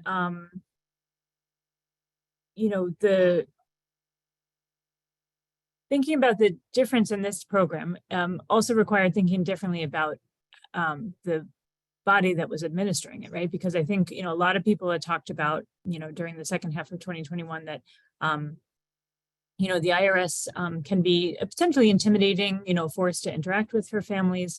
It's also an agency that's primarily designed to, I think Elaine talks about this a lot, to collect money rather than necessarily distribute it out, and never mind distribute it regularly. And so, again, it's a huge accomplishment of mobilizing on behalf of that agency and everyone connected with it to actually see the successful distribution that we did.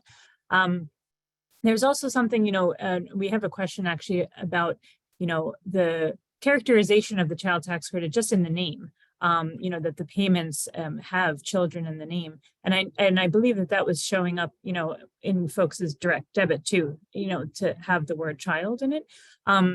Any thoughts from anyone on the panel in terms of the characterization of this as something for children in terms of the monthly payments? Did this have any sort of salience in maybe how families were potentially thinking about it or using it compared to lump sum tax refunds that don't necessarily have this type of distinction?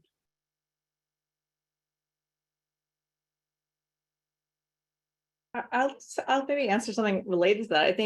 I think the naming is certainly important. And it's kind of funny actually how we have, this child tax credit that's supposed to go to families with children, but we also have the earned income tax credit that also goes to families with children, but also has this work component to it. So, I think a lot of people, or some people would argue that, it might be best actually to disentangle those two things so that there's more of a clear message to families that this is the benefit you're getting because you have children, and then design a different benefit that's tied to incentivizing work that's not necessarily coupled with having children. Other countries like the UK have experimented around with doing things like that. So I think that's I think that the name certainly is important in terms of how families think about what the purpose of the credit is for.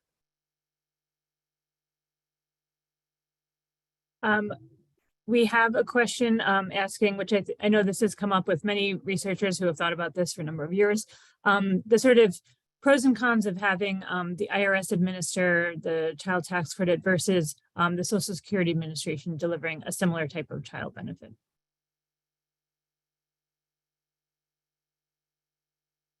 think the most important thing when we've thought about this, and without offering any view one way or the other, that you got to keep in mind is that no matter who administers it, someone needs to know where the child is.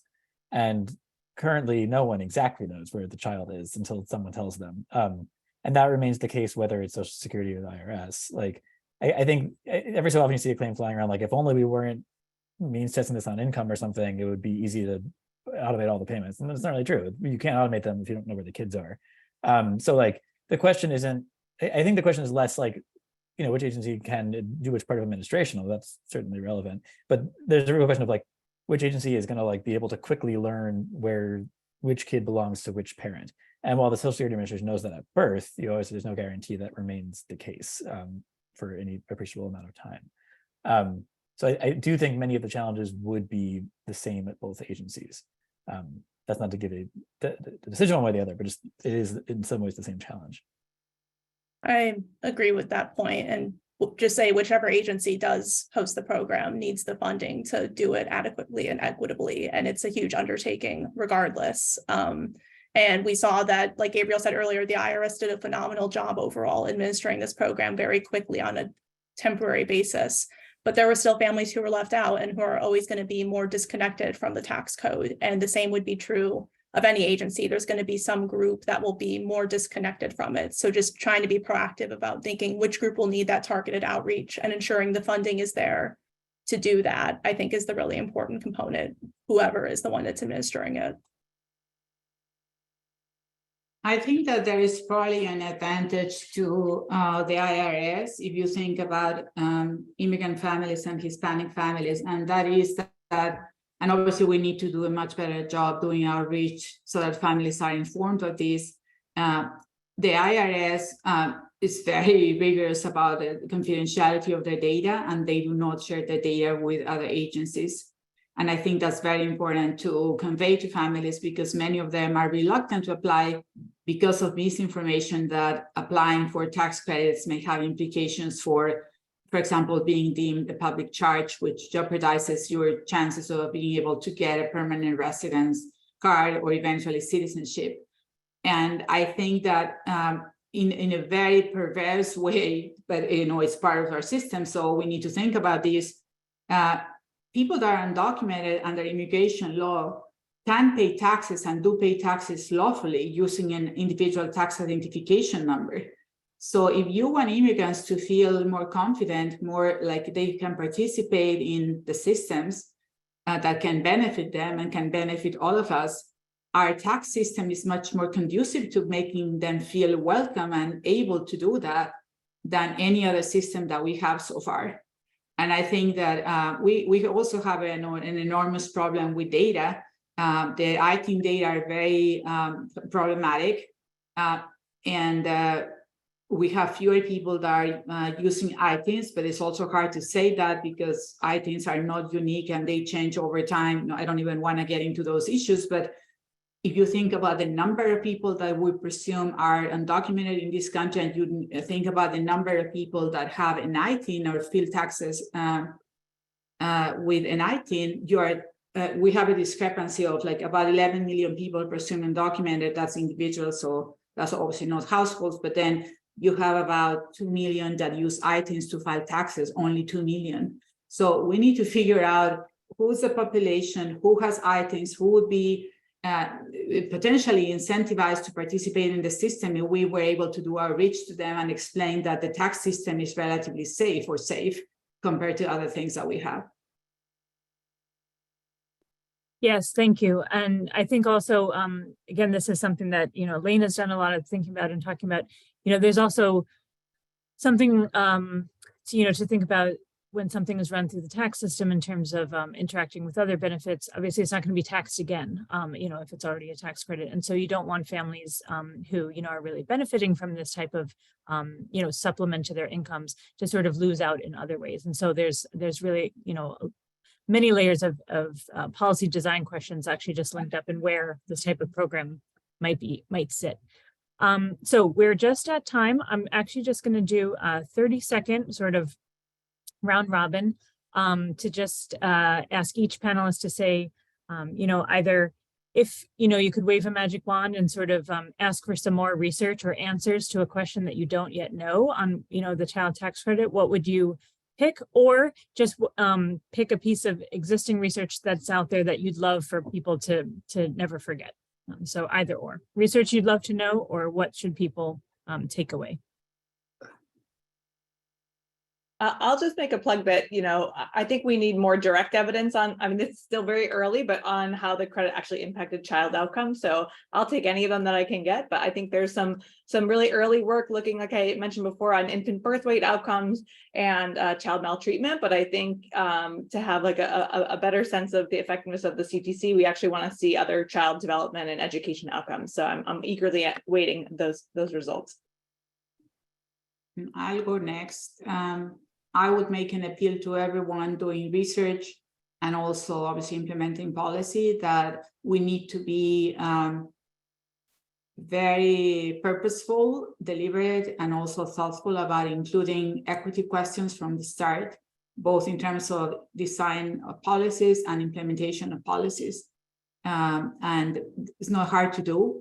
We just have to get into the discipline of doing that systematically. I'll go next, and I saw this in the chat. In general, more research on how families in Puerto Rico are interacting with the CTC, especially because their eligibility did change under the American Rescue Plan in a permanent way. That was something we included in our third survey, and I know Unidos is doing a lot of research on this, so encourage you all to look at it. But there's a lot of unique eligibility barriers that population is facing that I think could all benefit from learning more about. I'm going to cheat and give one we have and one I want. The one we have is, I think we did some research when we were running this simplified filing tool about the degree to which folks were able to get through this tool without reporting income versus full filing, and really showing that this did break down a lot of barriers and more people were able to get through much more quickly. So that's the one we did, and we were able to do through this, through the IRS rules, through the expansion, that I want folks to remember. And for what I'd love to see is, I think we'd love to see more research on who still missed out from this. There is, so the government specifically has access to a lot of data about who isn't getting these, isn't getting the credits, from census to IRS matches, from Social Security to IRS matches, and even from just intra IRS data on who's filed before and then didn't file this year, or who has an information return didn't file this year. And there's a lot of information in there about the socioeconomic, demographic, geographic attributes, and even just the count of the number of people who aren't getting the credits, and would love to see more of that so we can really keep driving towards the zero participation cap. Fantastic. Thank you all so much. I really appreciate it. It was honestly a privilege for me to have this conversation and listen to all of you speak so knowledgeably on these issues. I want to put in a plug to anyone in the audience here to say that, we know that child tax credit research continues to emerge, and we know that there are still studies in progress, especially in areas where data was harder to get, right as the payments were going out. So please do feel free to message, myself, megan.curran@columbia.edu. We're still trying to capture, real-time tracking of CTC research that continues to come out, and we want to uplift your work. There'll also be myself and Hillary Hoynes and our other colleague, Zach Parolin.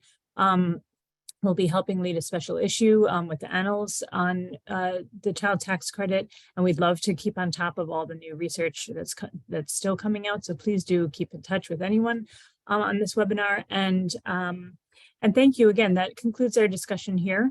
We're going to turn things over now to Pedro Morillas, the State Campaigns Director with the Economic Security Project, who is taking the lead on the next panel in terms of all the really exciting and very, very current tax credit activity that we're seeing across the state. So Pedro, I'm handing things off virtually to you.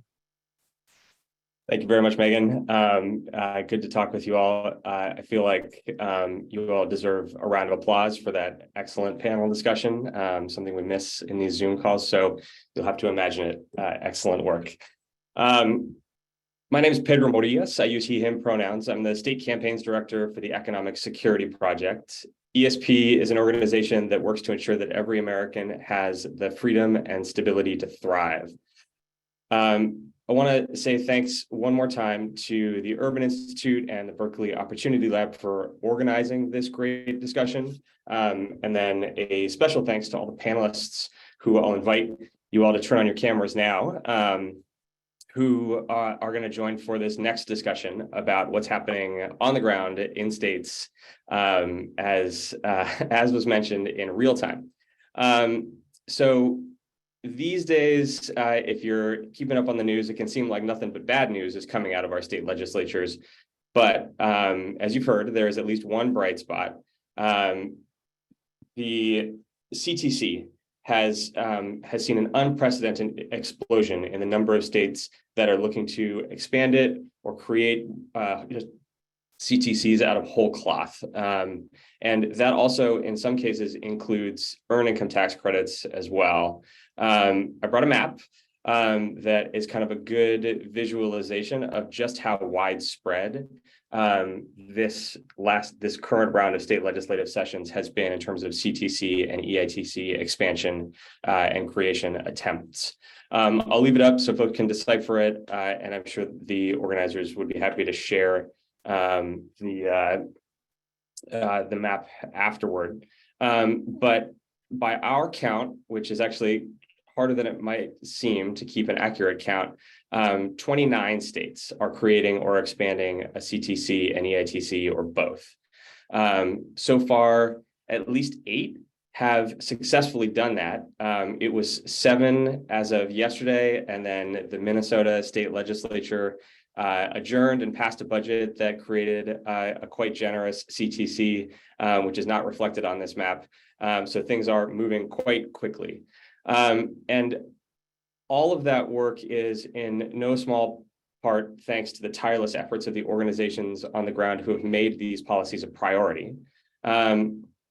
And across the country, clearly there are a lot of highlights to point to, but these campaigns are also not without a bunch of challenges and unique opportunities that pop up state by state. And so we have just a great set of panelists who are going to give us a little bit of a better view on the ground of from 4 different states in particular about the different policy and political and implementation challenges and opportunities that they're seeing in their work, and how they're addressing them and how they're thinking about them.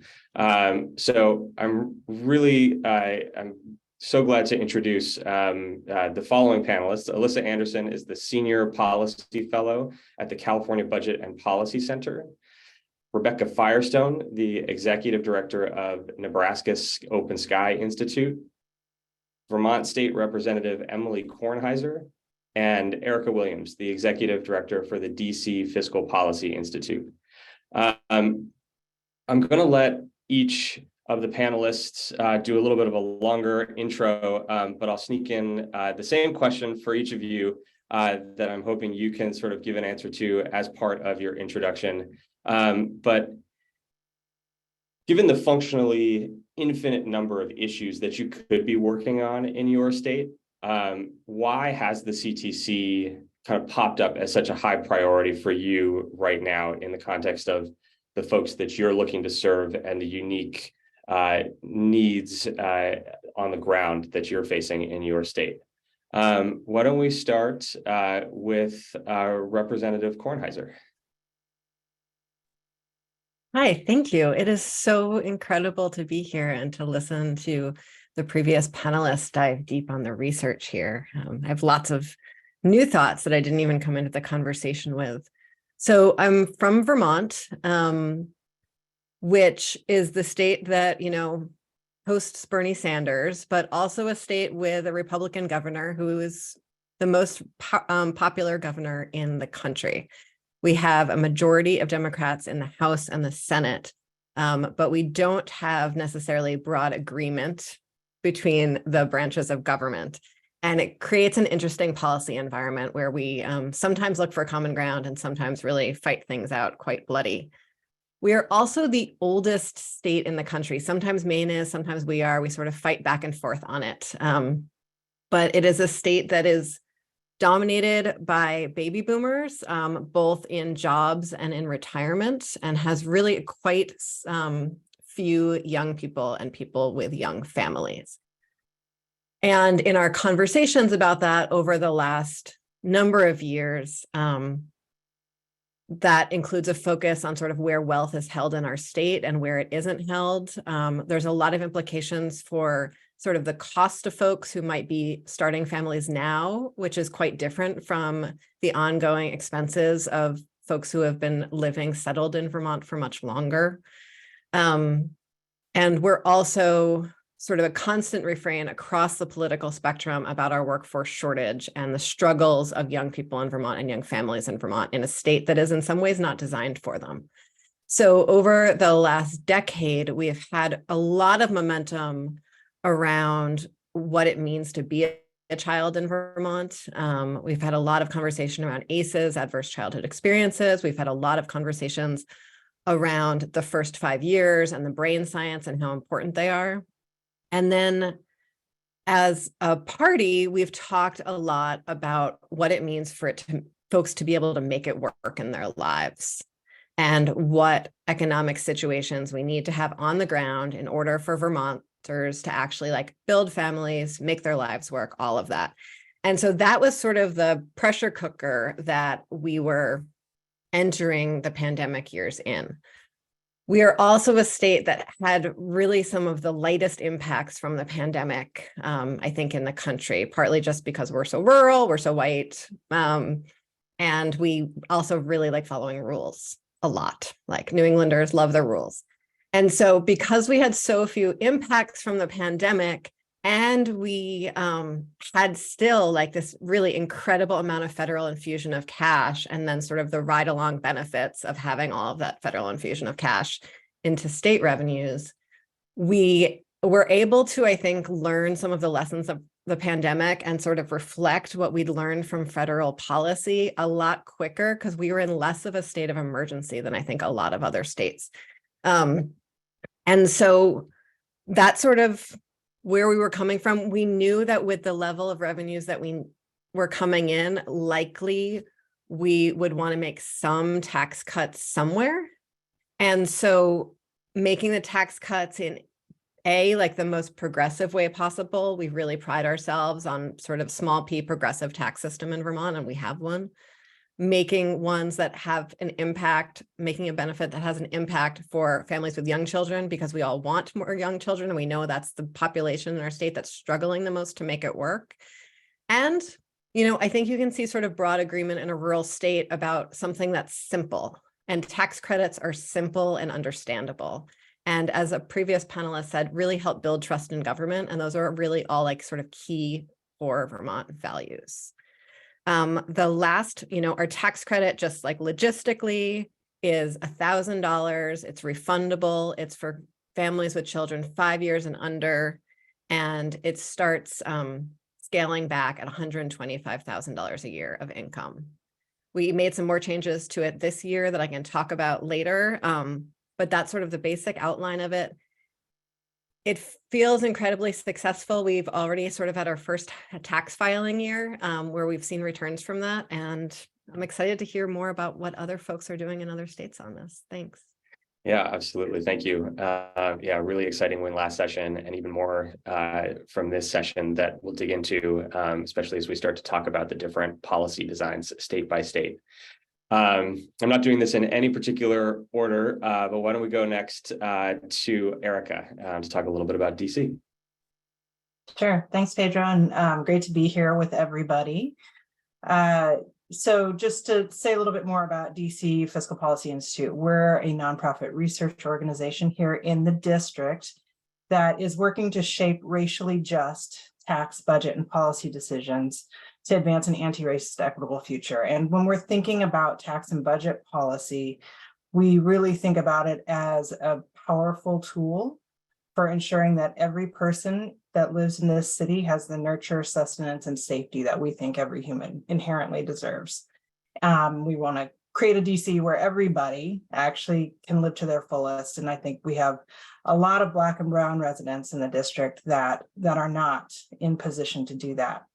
The other thing I'll just say about our work is we're sort of driven by three sort of themes or sort of buckets. The first is we want to do work that repairs harms that perpetuate inequity.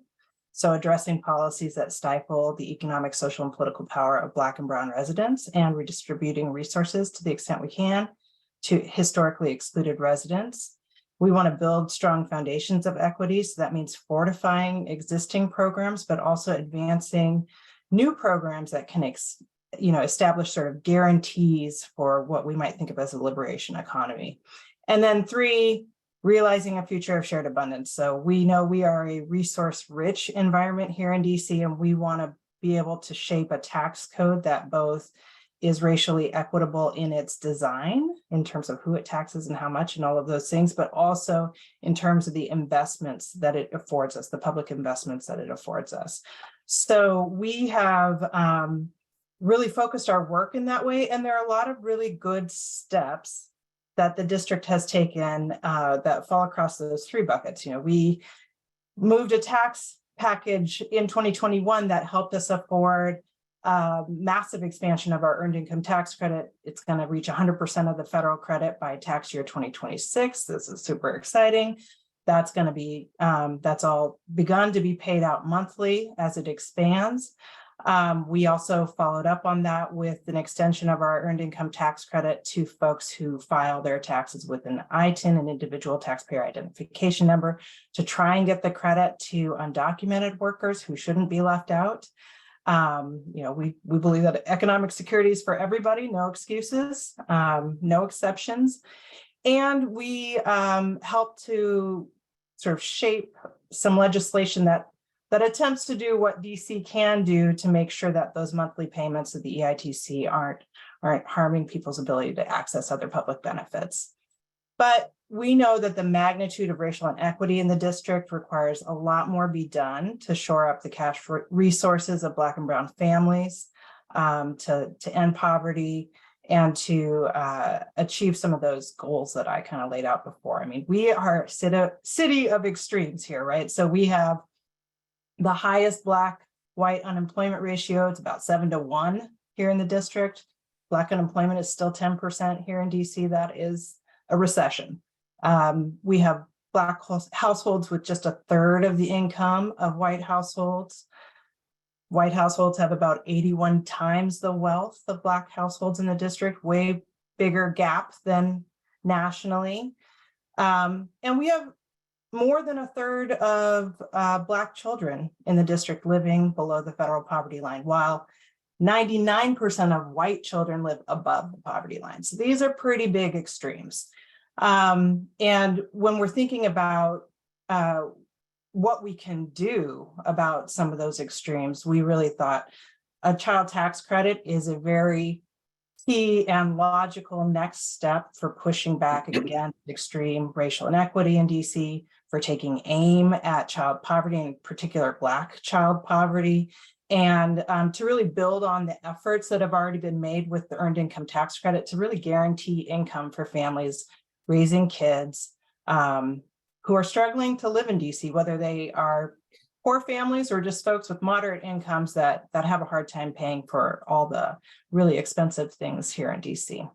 So we are really excited to be in a place that's open to a child tax credit. We put out our own proposal as an organization for a CTC in the district. We'd love to see a $1,500 per child credit that phases out around 300% of the federal poverty line, goes to kids 0 through 17, and doesn't have any limitations on number of children or anything like that. We have a council member who's also proposed a child tax credit for the district that would be a $500 per child tax credit. The original proposal went to followed the federal guidelines on age, would go higher up the income spectrum to add more households.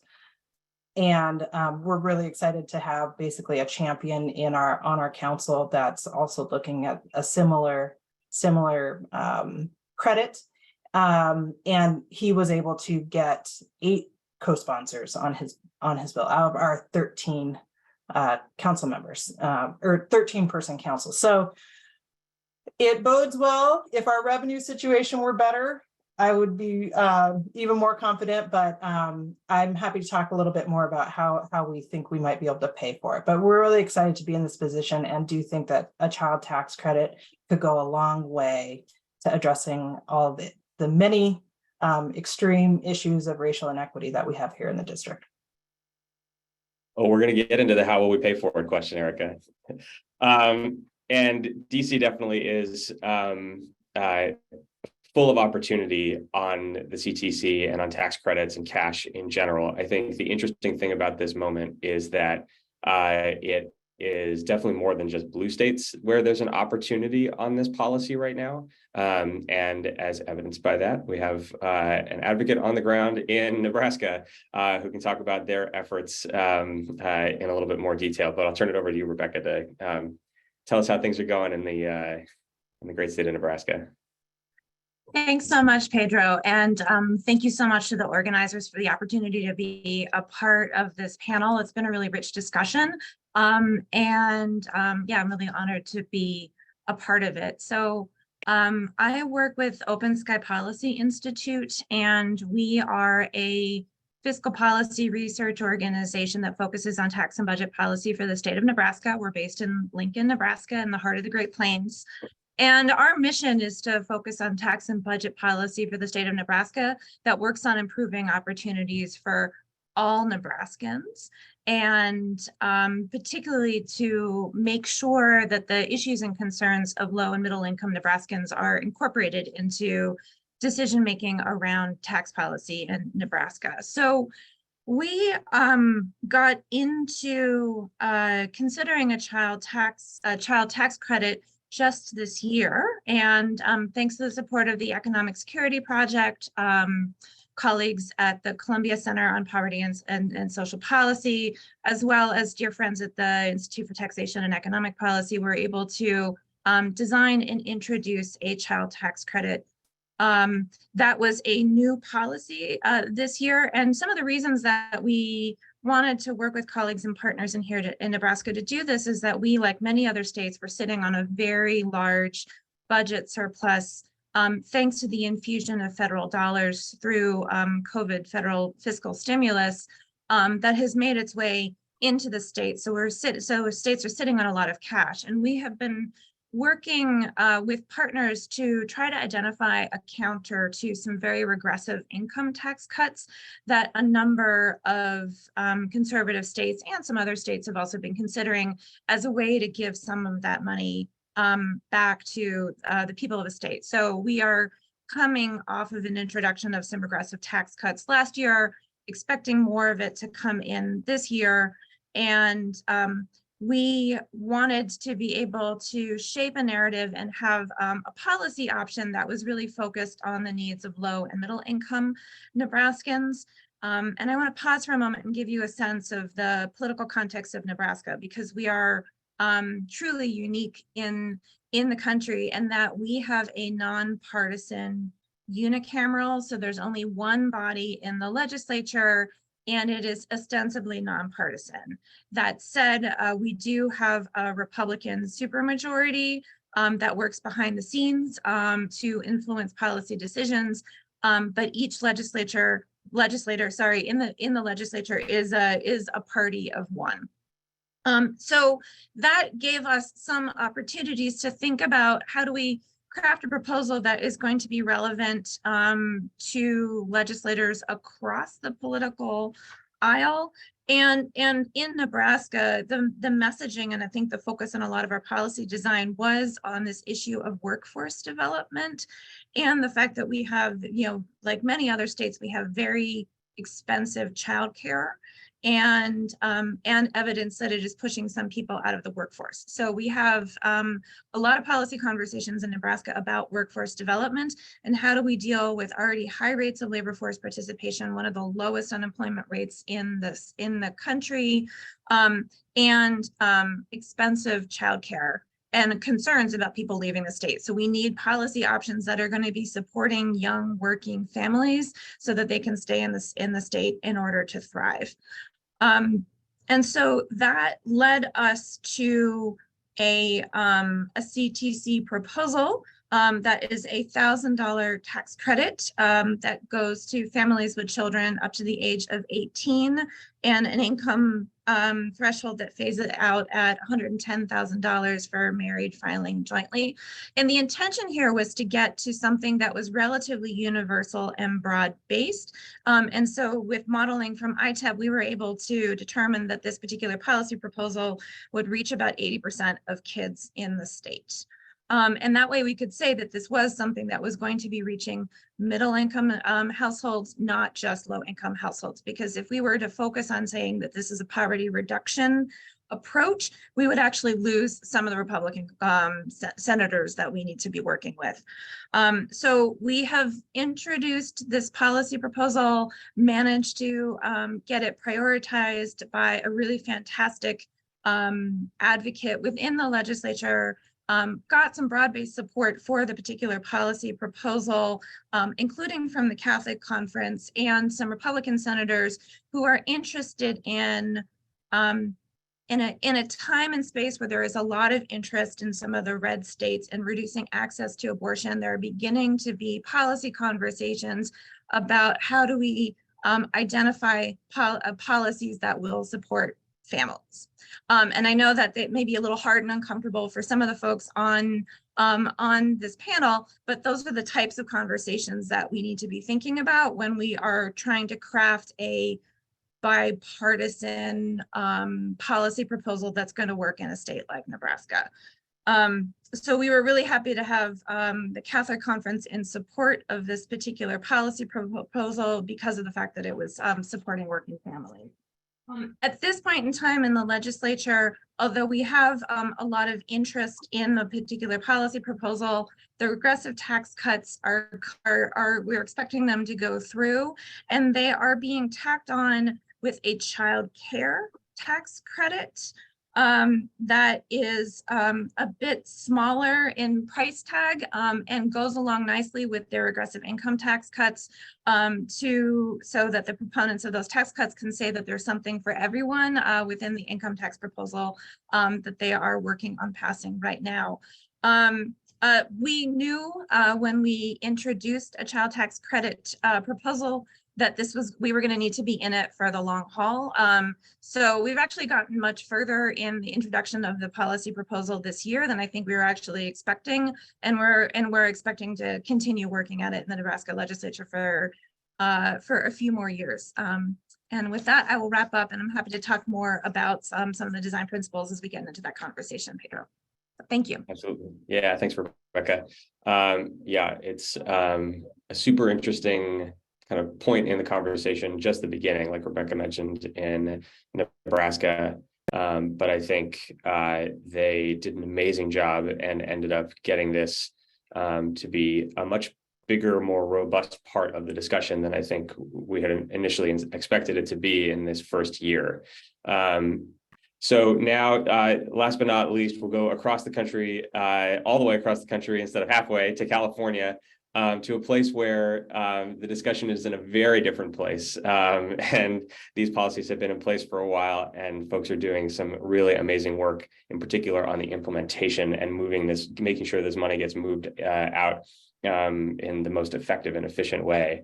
So I'll turn it over to you, Alyssa, to introduce yourself and talk a little bit about your great work on the ground in California. Okay, great. Thanks so much, Pedro, and thanks for the opportunity to participate in this panel. So I'm with the California Budget and Policy Center. We're a nonpartisan research and analysis nonprofit, and our mission is to advance policies that create an equitable state where all people can share in our state's prosperity. And we really see refundable tax credits as core policies for helping to achieve that vision. So it's central to my work. I co-lead a coalition of advocates called the Cali ETC Coalition. It was formed in 2014, 2015 when our state EITC was created. We've been advocating for strengthening and expanding our state EITC, helped to establish a state child tax credit in 2019. It's called the Young Child Tax Credit, and want to do much more to expand on that credit. To get to your question, why is it a priority for us now? I mean, fundamentally, It's because we believe that all people deserve to have an income that provides economic stability. And we know that refundable tax credits are proven policies for doing just that. In California, our refundable tax credits put over $1 billion into the pockets of millions of people every single year. And we really see them as tools that we can continue to build on to start to establish an income floor below which no one can fall. The reason why we have a campaign this year to continue to expand our young child tax credit is really to echo something that came up in the last panel, was that we saw so clearly during the pandemic when policymakers chose to make bold investments in the federal child tax credit and other safety net policies, that poverty is a policy choice. And because of those investments, California's child poverty rate was cut in half. But now we know that child poverty is going back up because those pandemic supports have ended. There was a study last fall out of the Public Policy Institute of California that said they expect that our drop in child poverty to largely be reversed because of the end of the expanded federal child tax credit, as well as the end of SNAP emergency allotments. And so what we have been saying in California is that families urgently need those lost resources replaced. And we've been emphasizing, again, poverty is a policy choice. This is something that state leaders can do something about, and that state leaders really need to take the lead because of the challenges in reinstating the expanded federal child tax credit. And so we've been saying it really makes sense for us to focus on our state child tax credit. And the coalition this year has a campaign to expand our state child tax credit to families regardless of children's ages. Currently, our young child tax credit provides $1,000 per family, not per child, per family to families with kids 0 to 5. It's targeted to families with incomes under $30,000. That includes families with no income. That was a win from last year. And what this means is that our state credit actually fills in exactly where the federal child tax credit falls short. And so if we expand our young child tax credit, we can actually offset some of the lost income because the expanded federal child tax credit has expired. And so the campaign this year is to expand our credit to all families regardless of children's ages, because our credit actually piggybacks on our state EITC, so it piggybacks on federal EITC rules.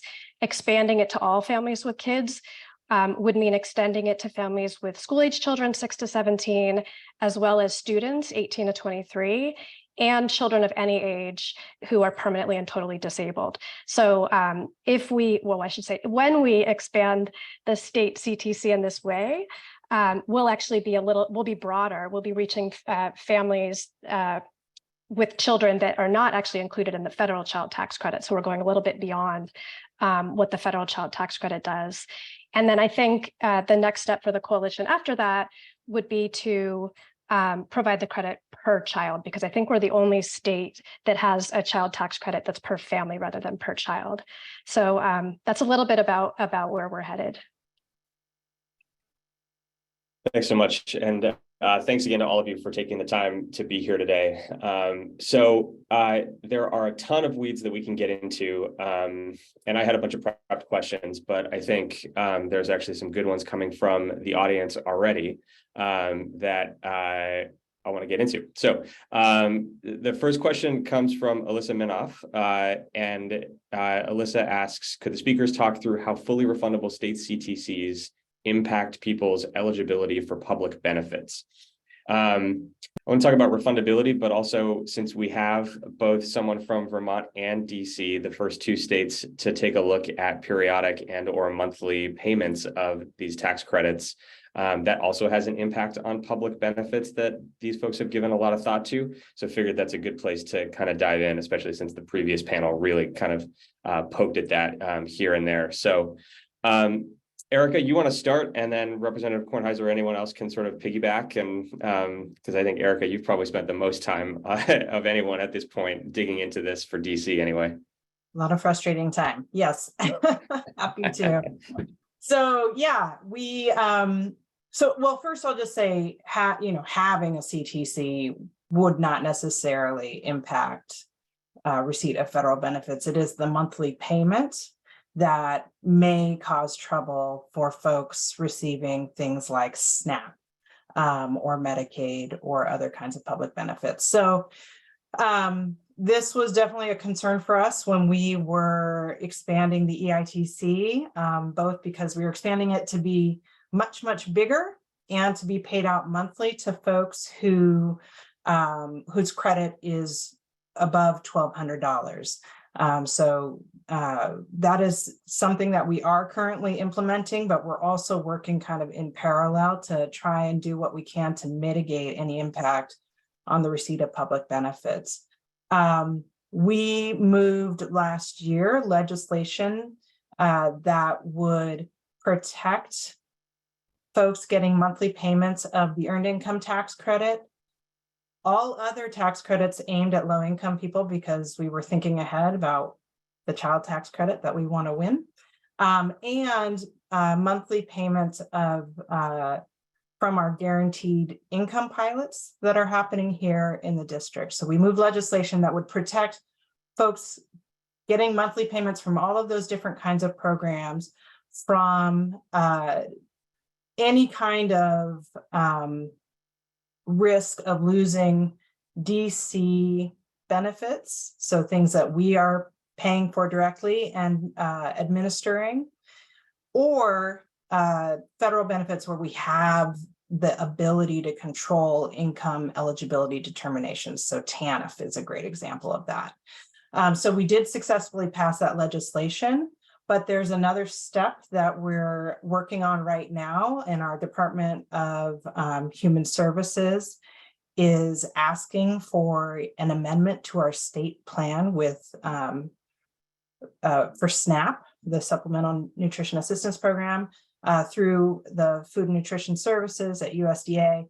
So we're asking for the permission of USDA to be able to hold families that get SNAP harmless from monthly payments from these same sources. So we are waiting to hear back on that, and we don't know what the verdict's going to be yet. I think the other thing that could happen, but is very unlikely right now, is a federal fix to this problem, right? The Congress could help us by doing what they did with the child tax credit and saying that the monthly payment of this does not count for eligibility determinations with our other federal programs. Third option that we may need to explore this fall, if we're not able to get this sort of waiver through SNAP, is to have an opt-out to our monthly payments. We don't have that in our statute right now. It was sort of a mandatory thing written in. And so we would like to, if we're unable to get this waiver, we would like to be able to have an opt-out provision for families so that they can make the best choice for themselves, whether or not they want to get monthly payment of the EITC or instead, and that outweighs any changes that might happen with food assistance or other benefits, or whether they want to just get the lump sum. We want to make sure everybody gets everything they're eligible for. So that'll be important for us to move on if our first bet doesn't happen. I have my fingers crossed, and I, applaud DC's boldness, and also, I think Vermont's a good example of sort of a maybe good in-between approach that they tackled just this session. So I'll let Representative Kornheiser talk a little bit about how they approach this periodic payment question. So our original child tax credit bill as introduced had quarterly payments, and we were very excited about that. We were talking about an opt-out provision, more because we know that some people really like that lump sum payment at the end of the year and wanted to make that available for folks who that worked for their budgeting, whether that was to pay for summer camp or extra back bills or whatever it was. But in learning more about how benefits might be impacted and having an administration that wasn't interested in negotiating with the feds the way that DC's administration might be interested in that, we decided to just have it be an annual payment.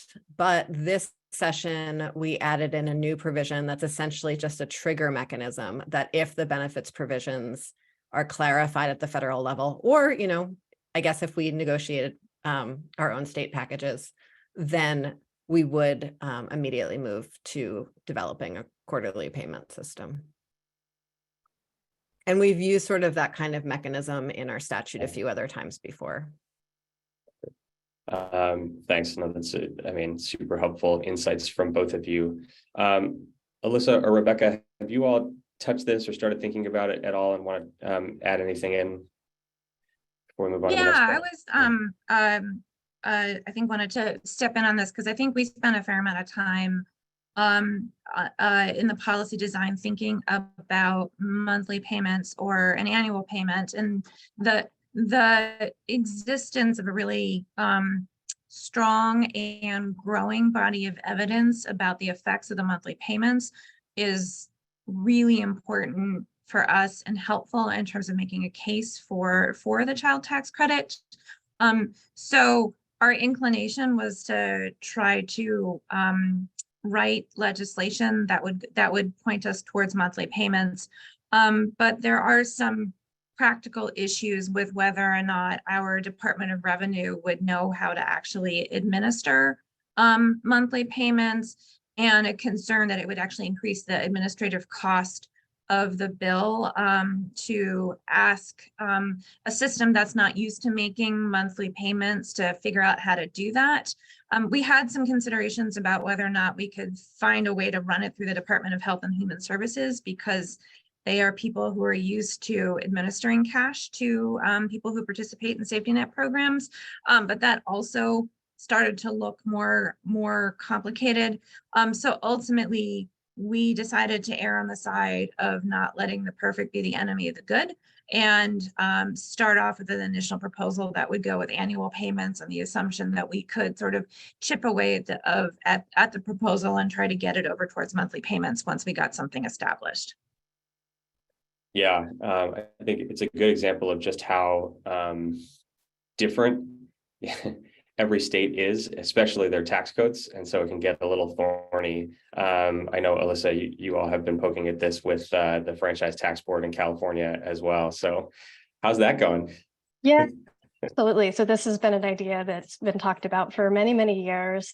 And the coalition is interested in doing it as long as it's optional. And as long as we get the federal fix. But one of the issues, one of the main pushbacks we get from the Franchise Tax Board, which administers the credits, is that they're concerned about overpayments, about getting the amount of the monthly payment wrong. And so a simple fix there, of course, is just do a strong hold harmless so that people don't have to pay that money back. That adds cost. So that's a challenge. And so I think one of the things we've been talking about is sort of a stepping stone policy that would make it easier to do advanced periodic payments, is increasing the size of our state EITC. Our state EITC is really unique. It's unlike other state EITCs. It's targeted to people with very low incomes. Most people, unfortunately, get pretty small credits. And so the coalition has a campaign this year that was actually launched last year to provide a minimum of at least $300 to everyone, essentially eliminating the phase-in of the Cal EITC. And so that's, sort of a stepping stone. Ideally, we would increase that beyond $300 and really establish a very meaningful minimum credit to make it easier to provide monthly payments and make it easier for the Franchise Tax Board to predict how much those monthly payments would be. So that's kind of where things are right now in California. That's really helpful. And also reminds me that not only is every state's tax code different, but the name for the agency that regulates and runs the tax code is also different in every state. A fun thing to kind of keep in your brain. All right, we're getting a bunch of great questions. I want to get to them. I had prepared a couple on some kind of bigger picture issues as well that I want to touch on. In particular, this idea of refundability and phase-ins and the so-called work requirements that have been a big part of the federal CTC discussion, because what's playing out in the states, or at least in many of the states, is not the same as what is playing out at the federal level. Most states that are putting in place new CTCs or expanding their current CTCs are making them fully refundable, and in a lot of cases, even having no phase in at all. You get a minimum credit starting at $0 of income. And so I'd like to just get your perspectives on, from your state, just why you think that it's different, and even just among the panelists here. And so why you think in your state that has been such a priority, or kind of looking at you, Rebecca, like the challenges that you face around having a conversation around refundability or income requirements and kind of the differences there. Alyssa, actually, you want to start and talk about, since California's been doing refundable credits for quite some time now. Yeah, sure. Happy to start things off. So, I mean, I think we've seen a lot of progress. So first, I should back up and say our Cali ITC was established in 2015, and it did have a phase-in. And although it's structured very different from the federally ITC, it sort of, it maintained the phase-in, it maintained a lot of the rules that go along with the federal EITC. And at the time that it was created, around 2014, 2015, I don't even remember there being a conversation about whether it should have a phase-in or not. I think it was just sort of assumed, of course it would. But we've seen a lot of progress and a lot of change since then. And I think it's because of the expanded federal child tax credit, all the conversations around why there shouldn't be a phase-in, why it should be available to families with no income. And then also because of the guaranteed income movement and all the narrative change work that is so central to the guaranteed income movement, and why we shouldn't have work requirements. I think when California's child tax credit was first proposed, advocates wanted it to go to families with no income, and that was sort of a non-starter with our administration, because they were tied to this. No, it has to go to people who are working for pay. But last year, actually, I think it was in late 2021, the Cali ITC Coalition once again approached the administration and said, we really want to extend our young child tax credit to families without income. And it was not hard at all to convince them that it made sense now. And I think it was because of all the groundwork from the federal child tax credit expansion and guaranteed income movement. And so we were able to win that last year. And this is the first year that our state child tax credit is going to families without income. And then, as I mentioned earlier, the other part of the coalition's campaign is to establish a minimum Cali ITC of $300, eliminating the phase-in. That was a campaign that they launched last year. And it was actually fairly easy to get traction around that. And I think it just shows how far we've come in a really short period of time. That particular proposal got all the way into the joint House legislative budget last year. And it was the first year we had launched that idea. And we just didn't get a whole lot of pushback on eliminating the phase-in. Yeah. It's almost as if it's more of a political device than a policy device at this point. So can I step in on that one, Pedro? For yes, please. Yeah. I was going to call you next. Political or not? I think the CTC proposal that we have is fully refundable, and we had some conversations about whether work requirements or not. And also wanted to note that we made sure to include ITIN filers in the proposal as well. And because this was an opportunity for us to introduce the concept into the state and educate people about it, we were able to, I think, make some fairly intentional decisions about the design and what to talk about versus what not to talk about. So we made sure that ITIN filers were included in the legislation, but that was not part of any of our talking points when we were talking with senators about it, because it just is not an issue that we necessarily want to call a lot of attention to.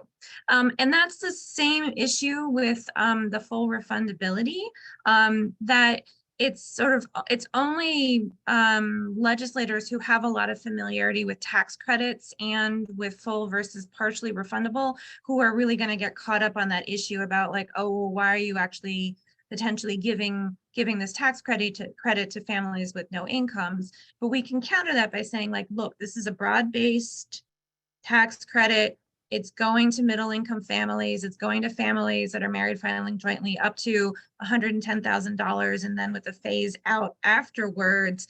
That for a lot of legislators who were, you can sort of pivot them to, oh, this is for working and middle class families, and that's like enough of a place to have a conversation that we haven't gotten so stuck on the full refundability issue. I would actually love to build on that too, if I can. So I think I'm often incredibly frustrated by how siloed between policy committees most conversations in the legislature are. But this is a place where it was incredibly convenient. So we have a lot of comfort with refundable tax credits in our Ways and Means Committee, where we did the bulk of the work on this.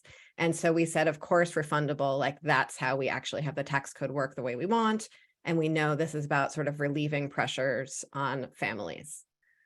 Very few people in the Ways and Means Committee have really any knowledge of benefits determinations at all. And so the idea of work requirements never came up in any of our debates about it. And so it was just like straight tax policy. So why would we sort of talk about the rest of that? Our earned income tax credit, Peggy's on the federal. So we don't have conversations about that specifically. And it's called earned income. So of course it should be on earned income. But in the case of the child tax credit, it was just like, this is for the kids. And so this is how it's designed. It was very, very straightforward. And I agree with Rebecca about when we were sort of pivoting to the benefits for middle income families. Then we would sort of talk about how this is sort of, reducing costs for working families. Yeah, it's super interesting. I don't know, Erica, if you have anything specific on this. I was just going to sort of piggyback into a conversation about ITIN filers, because that's another issue that looks very different in the states than it does in Congress. In the states, there's been a big push and a lot of success to expand the earned income tax credit and the child tax credit to folks who file with an ITIN. Vermont, most recently, I think, is the most recent win on that. But it is not nearly as controversial in the conversations in states as it is in DC, in Congress. And so I'm curious, though, that's my view of it. I'm curious if that's what you all are seeing too when you advocate for ITIN filers, and kind of how you've seen success. I know I'll start with you, Erica, since I didn't let you answer the last question, but because I know DC's had a lot of success and it hasn't really ever been an issue in the districts. Yeah, I think I'll just say on the sort of phase-in piece, I think we're in the same place as Vermont and how Emily described it in terms of like, the federal government just did this. We can just do what they did. And I think that gave us a lot of, like, we didn't really have to talk about it. Like, this is actually the proposal that mirrors what the federal government just did, that reduced child poverty by massive amounts. And so we should do this. It's proven, there's lots of research about it, and how, it didn't deter from work, it helped families in myriad ways and so forth. So I don't think that was so much an issue. I think with the ITIN expansion, I think it was easy on the political side of things because there is already a deep commitment here in the district to being a welcoming, open place, equitable place that includes immigrants who may or may not be documented in a lot of public benefits. So we have, for example, a healthcare program that we offer using our own state or our own tax dollars to folks who aren't eligible, immigrants who aren't eligible for Medicaid. Many of them are documented, like are here with, are legally here or whatever, but many of them are not, don't have, Social Security numbers, whatever. And so we are still offering those benefits. So this wasn't a case where we could say, look, we don't have to actually follow what the federal government does in this regard. And we shouldn't just wholesale adopt sort of discrimination that's happening through federal policy. Like if we really want to be the open, inclusive place that we say we are, then we need to make this expansion. And so that's how we made the case for that. And now it's just already included in the discussion around the child tax credit. So I think that it will be sort of from here on out with any tax credits, something that gets included. I think our big hurdle right now is how do we make sure that people can actually get ITINs and can then claim the credits that they're eligible for. And that's a whole other hurdle that, to just piggyback off what people said earlier in the conversation, implementation is so important. We put these great ideas into law and then sometimes we don't execute well, or we don't imagine all of the hurdles that come up in this. So there's some work we have to do to make sure people can actually access the credits. Yeah, actually, as interesting as the political dynamic is, and that's where we started, I think, especially for this crowd, the implementation side, both the interaction with the tax agency in the policy development stage, and also then on the back end, the outreach and advocacy and, to get these folks in the door. I don't know, Alyssa, if you have thoughts on California and sort of how ITIN filers have been kind of woven into the policy side, and then the outreach efforts and the implementation efforts out there. Yeah, sure, definitely. So, I mean, I wouldn't say it was necessarily easy in California. As soon as our state EITC was established, there were a number of groups that were left out. And so the coalition's first goal was to get all of those groups that had been left out in. ITIN filers for sure. Also, the self-employed were initially excluded. Childless adults, 18 to 24, 65 and older. And then a lot of minimum wage workers were excluded. Our credit, when it was first established, only went up to an income of about $10,000, $12,000. And so the coalition wanted to get all of those groups included. But what we found is that each year there'd be a win on a particular group, but ITINs were always left out. And so we made progress, but we couldn't get the full package. And we went into, I think, late 2019 and going into 2020, the coalition decided we need to say that we want to expand our credit to ITIN filers. And that is the only thing we want. And we're not doing anything else until we get that. So that was sort of the strategy going into 2020. And the pandemic hit. And it actually ended up being helpful to the campaign. Because the pandemic, of course, shone a spotlight on racial inequities that immigrants were facing that existed long before the pandemic, but there was sort of much more public attention. And so we were able to really spell out how this was a racist exclusion, a xenophobic exclusion, that we had piggybacked on federal rules that were racist and xenophobic, and Trump was in office, so we were able to use that as well, and really took advantage of the fact that our Governor Newsom, had just come into office in 2019, and he really presented himself as anti-Trump, and he came into office saying he wanted to create a California for all. And so then what we did is we pointed out that the young child tax credit, which he had proposed, it was sort of his credit, actually excluded more children of immigrants than the federal child tax credit after Trump had made it more restrictive. And so we said, really tried to hold him accountable for saying that he wanted to create a California for all, but had created a child tax credit that was not for all. And that was really effective. And then also just sort of used some of the analyses around essential workers, showing that 2 out of 3 immigrant workers who were excluded from our EITC were COVID essential workers, and just, sort of really kind of capitalizing on all the conversations that were happening around the pandemic. And so then it was in 2020 where we were able to extend both the Cal EITC and the young child tax credit to ITIN filers. That's super interesting. I want to weave in a question that we got from the audience specific to this, that anyone can jump in on this one, but from Francine Lipman, any innovative state ideas for securing alternate tax identification numbers for taxpayers who struggle to obtain an ITIN number from the IRS? Yeah, I'd love to jump in on this one. Please.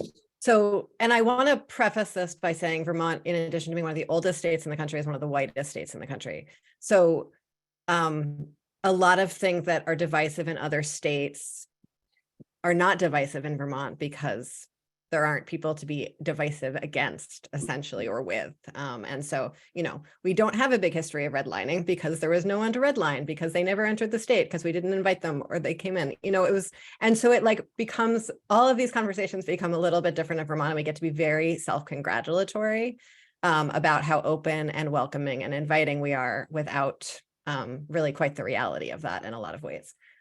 So we included both ITIN and folks who didn't have social security numbers or ITIN numbers under our CTC and our EITC this year in legislation. It was in our technical changes in our tax bill.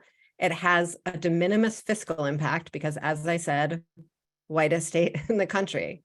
And so it really just like sailed right on through with no conversation at all. The tax department, of course, weighed in privately and said they weren't quite sure the juice was worth the squeeze because it's going to take a lot of paperwork and they're not sure how many people will bother with the paperwork.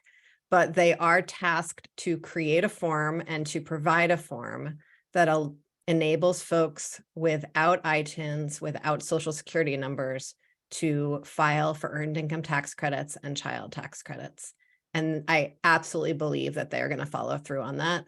We built in a bunch of privacy protections into that sort of mirror. We already have a lot of course, privacy protections around tax code, but wanted to name it explicitly in the legislation in case that helped people feel more comfortable sharing their information. But it's an exciting model to model perhaps for other states, given sort of how low the stakes are here to get it done. And then maybe we can sort of work out the kinks that will be useful for folks where there will be real impact from the work. Yeah, that is super interesting. Thank you. We could spend all day talking about this particular thing, but I want to sweep in some other questions as well. Apologies for the disco light. This has got an automatic light in here and it keeps going on and off. So bear with me. I want to try and combine two questions that we got from the audience into one. So a question from Victoria Gibney and a question from Hannah Khan about just the fact that none of this really happens in a bubble. There are a ton of other issues and policies out there that are beneficial to people that are close in nature to the CTC. And so I want to hear from all of you on this, but in particular, Victoria asked about the efforts around DC and baby bonds and how, if there's any benefit to, or if the anti-poverty advocates who are pushing for baby bonds should also be engaged and involved in the CTC work and kind of what that looks like. And then, alongside of that, there are other programs that do increase household income, like increasing the minimum wage, addressing affordable housing, regulating payday lending. So I think, Erica, if you could talk a little bit about how the baby bonds issue is interacting or not with the CTC work, and any of those other topics. I know housing obviously is a big one here in DC and everywhere. And so your thoughts on like the interplay between these issues and the advocacy that's happening, and how closely or not the work is aligned. And then I'll open it up to the rest of the panelists as well, because I want to definitely get a sense of what's happening in all the different states on this. Yeah, I don't think it's like I don't think there's a lot of sort of struggle or fighting over, sometimes prioritization can become an issue, especially when we're in a tight budget situation, which we now find ourselves in and will be in for the next handful of years, unless we raise revenue next year, which we're going to really push hard to do. I would say baby bonds is something that I think a lot of people in the district, a lot of advocates that are also working on child tax credit and other anti-poverty efforts, whether it's through housing or cash or food assistance, like people are excited about the prospect of baby bonds. I mean, that is a long-term investment, right? So we have a program on the books that, for kids coming up in DC within a certain range of the federal poverty level who stay here in the district until they turn 18 are going to get up to, I think it's $1,000 in a year and that'll be saved for them until they turn 18. That's a big deal. You know, that's a big nest egg for folks who are growing up in poverty or on very low incomes, and provides a different kind of support and sort of pathway for a lot of folks in the district, a lot of black and brown kids in the district in particular, who I think will see their futures a little differently because they have this sort of set of assets waiting for them when they reach adulthood. I think that's not, you know, that's not in contention or competition really with the shorter term efforts we need to move forward around people like being able to meet their basic needs, putting food on the table, making sure their kids get up everything they need to go to school, be able to learn, you know, get their cars fixed and do all the things that people need to do to like get by and hopefully get ahead. So I think there's, you know, the same advocates that fought this budget season to make sure and to speak out against like the efforts to cut the baby bonds program. It has been restored, are the same groups that are also working to advance guaranteed income, to make sure we have emergency rental assistance, to make sure that we're moving forward on a child tax credit in future years. So, you know, it's a small community. I'm sure everybody in every state, you know, the policy sort of advocacy community is pretty, you know, you can wrap your hands around it kind of. So we all know each other, we work together, and these things aren't necessarily in competition. Yeah, that's helpful and encouraging.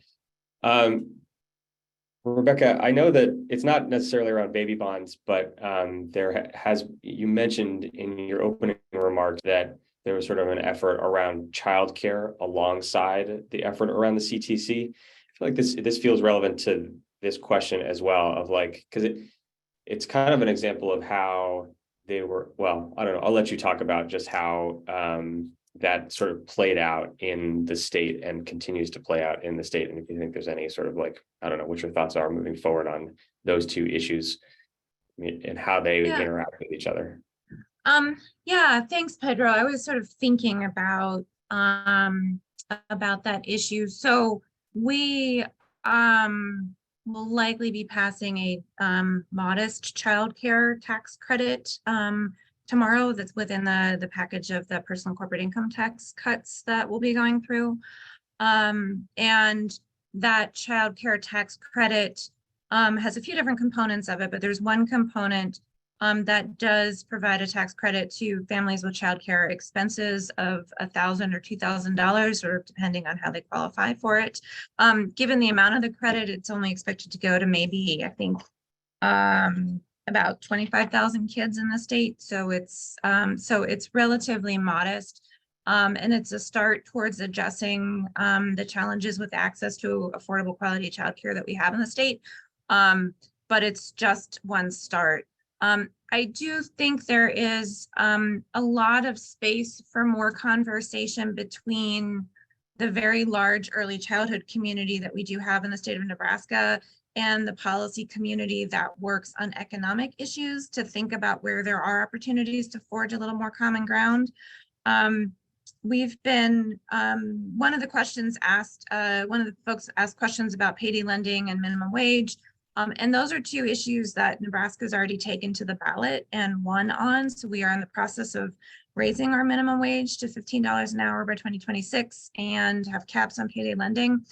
So there's a lot of opportunity. Like in Nebraska, we have to sort of think about sort of what's the avenue for winning in the legislature versus what's the avenue of sort of taking things to the ballot, because we do have the provision to do that in the state, although it is a large and expensive undertaking. But I think there perhaps, unlike in DC, we do have kind of siloed policy communities in Nebraska where there are some of the communities can be really focused on like, this is our piece of the pie and we're just trying to protect our piece of the pie. And I think we have more work to do to be able to sort of draw the linkages about how access to affordable childcare and affordable housing, which is a real issue in the state, how those are all part of building shared prosperity for working families. And there's a lot more coalition building that we need to do there. Great, thank you.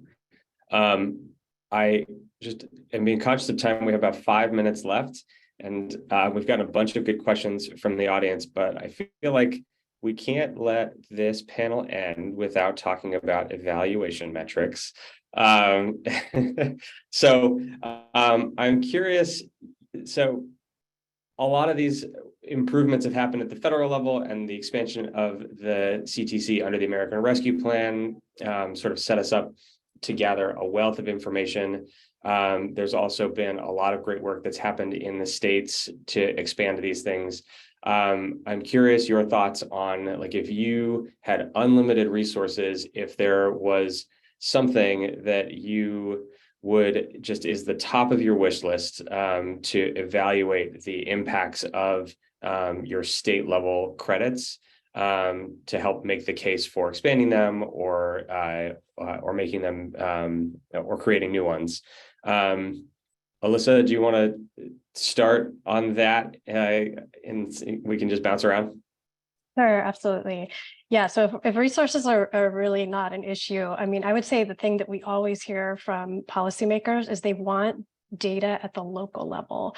So, you know, and in California, some of that is possible. So to the extent possible, drilling down to county level, even legislative district, if we can really illustrate legislative district by district or even county by county, this is the impact in your community. That would be really helpful. And I think something maybe a little bit unique to California, because our state EITC and Young Child Tax Credit are really targeted to people living in deep poverty. While we do get some information about the impact on poverty, it's a the credits have a pretty small impact on lifting people out of poverty. So more research looking at deep poverty, and just because the credits by themselves are not lifting folks out of poverty, it doesn't mean they're not meaningful. And so I think research that really paints a picture of how families are using the credit, how it improved their lives. So things beyond just lifting families out of poverty, food insecurity, stories. And then really last thing is just demographic information, who's benefiting, because that's a question that we always get asked, is who specifically is benefiting from the credit. Yeah, that's a great point. Representative Kornheiser, any numbers you wish you had in your advocacy on the CTC or tax credits in general? I'd like to know how people are spending the money, but more specifically, how having that little bit of pressure valve in people's budgets improves their mental health and their ability to parent and lowers their children's stress. And I know that's sort of the kind of comprehensive study that I think only exists in this magical wonderland we're talking in right now. But that's the question I think I really want answered. Think big. You got a bunch of good research folks on this call. So Rebecca, you want to go next? Yeah, I hate to say this, but the data on the federal level that showed how the dollars were being used and was helpful for countering a narrative that if benefits are directed to lower income families, they're going to be used on drugs and alcohol. So that is a narrative that we have to deal with. And so to have very good data on how low income families make really thoughtful choices about the cash that they have because they have to is really helpful for us to be able to counter this assumption that, well, if you put more money in poor people's pockets, they're just going to waste it on drugs and alcohol. One of the things that we were also, I think, thinking about here in Nebraska was we have some reporting requirements included in the legislation that we wrote, and one of it is reporting on who's claiming the credit by race and ethnicity, because that's also a way to ask our Department of Revenue to start tracking things by racial ethnic categories, which helps to just improve the evidence base that we have around tax policy in the state more broadly. Excellent. All right, Erica, 1 minute. Okay. I agree with the racial ethnic breakouts and anything that national partners in particular on this call can do to help figure out modeling for that. That's definitely a barrier for local analysis. And I think that since we have so many national partners on the call, that it would be really great to have, and this is very selfish of me, but to have some partners with this kind of analytic capacity to really take a look at the big investments that the district has made in our EITC, in a child tax credit, if we win it, our big investments in pre-K and our birth to 3 law, to see and maybe some of our healthcare expansions for kids, and how much coverage we have, to just see what the impact has been and what the counterfactual would be, and maybe where we have some gaps. So I just would hope, we want to be a model out here in the world. It would be nice to have some modeling on all the things we've done to be a model. So that's a plug I'll put out there, that we'd love to be sort of your test case, guinea pig, do some studies on what we've done, so that we can make the case for more. I have one more I forgot. Can I jump in Yeah. really quick? I want to know who is filing that wouldn't have filed without these tax credits, like how these refundable credits are bringing people into the tax system and benefiting them. All right, everyone who's been watching this, that's your homework. We're a little over time. I want to just quickly say thank you so much again to all the panelists for a really great discussion. And I hope that the folks listening here kind of take away the amount of opportunity there is in the states right now to really push the envelope and be a model for other states, and then hopefully down the road, the federal government for big CTC and EITC expansions down the road. But don't leave yet. We're going to wrap up with some quick closing remarks from Greg Och, the Vice President for Income Supports at the Urban Institute and Co-Director of Innovations in Cash Assistance for Children's Initiative. Greg, it is all yours. All right.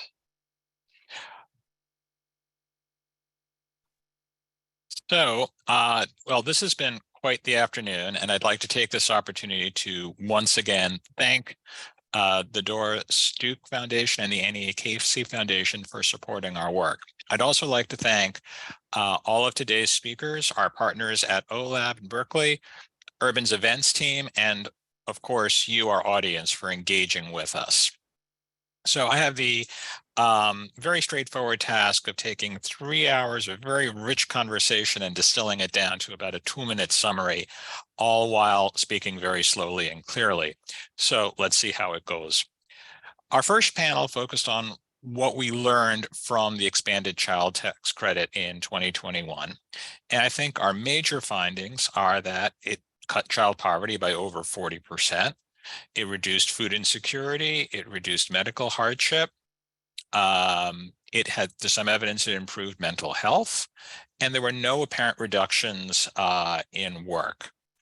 The cash was used to pay for necessities, and surprisingly, when 7 months after the payments ended, the same families that were getting the cash assistance were having trouble paying for nutritious food, meeting their rent obligations, what have you.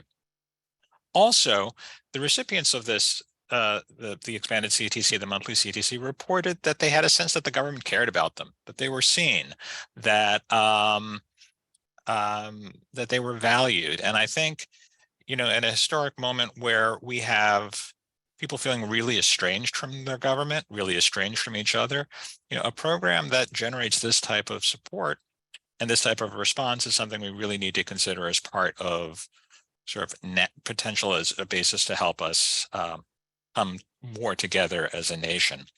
Then, of course, our research panel is going to end with questions about what should future research be. And I think the notion that more research needs to focus on the child outcomes. How did kids benefit? What are the longer term benefits of this type of cash assistance is a important focus, as well as keeping a strong eye on equity and what this does for people who have, and families and children from groups that have been traditionally excluded from full participation in our society.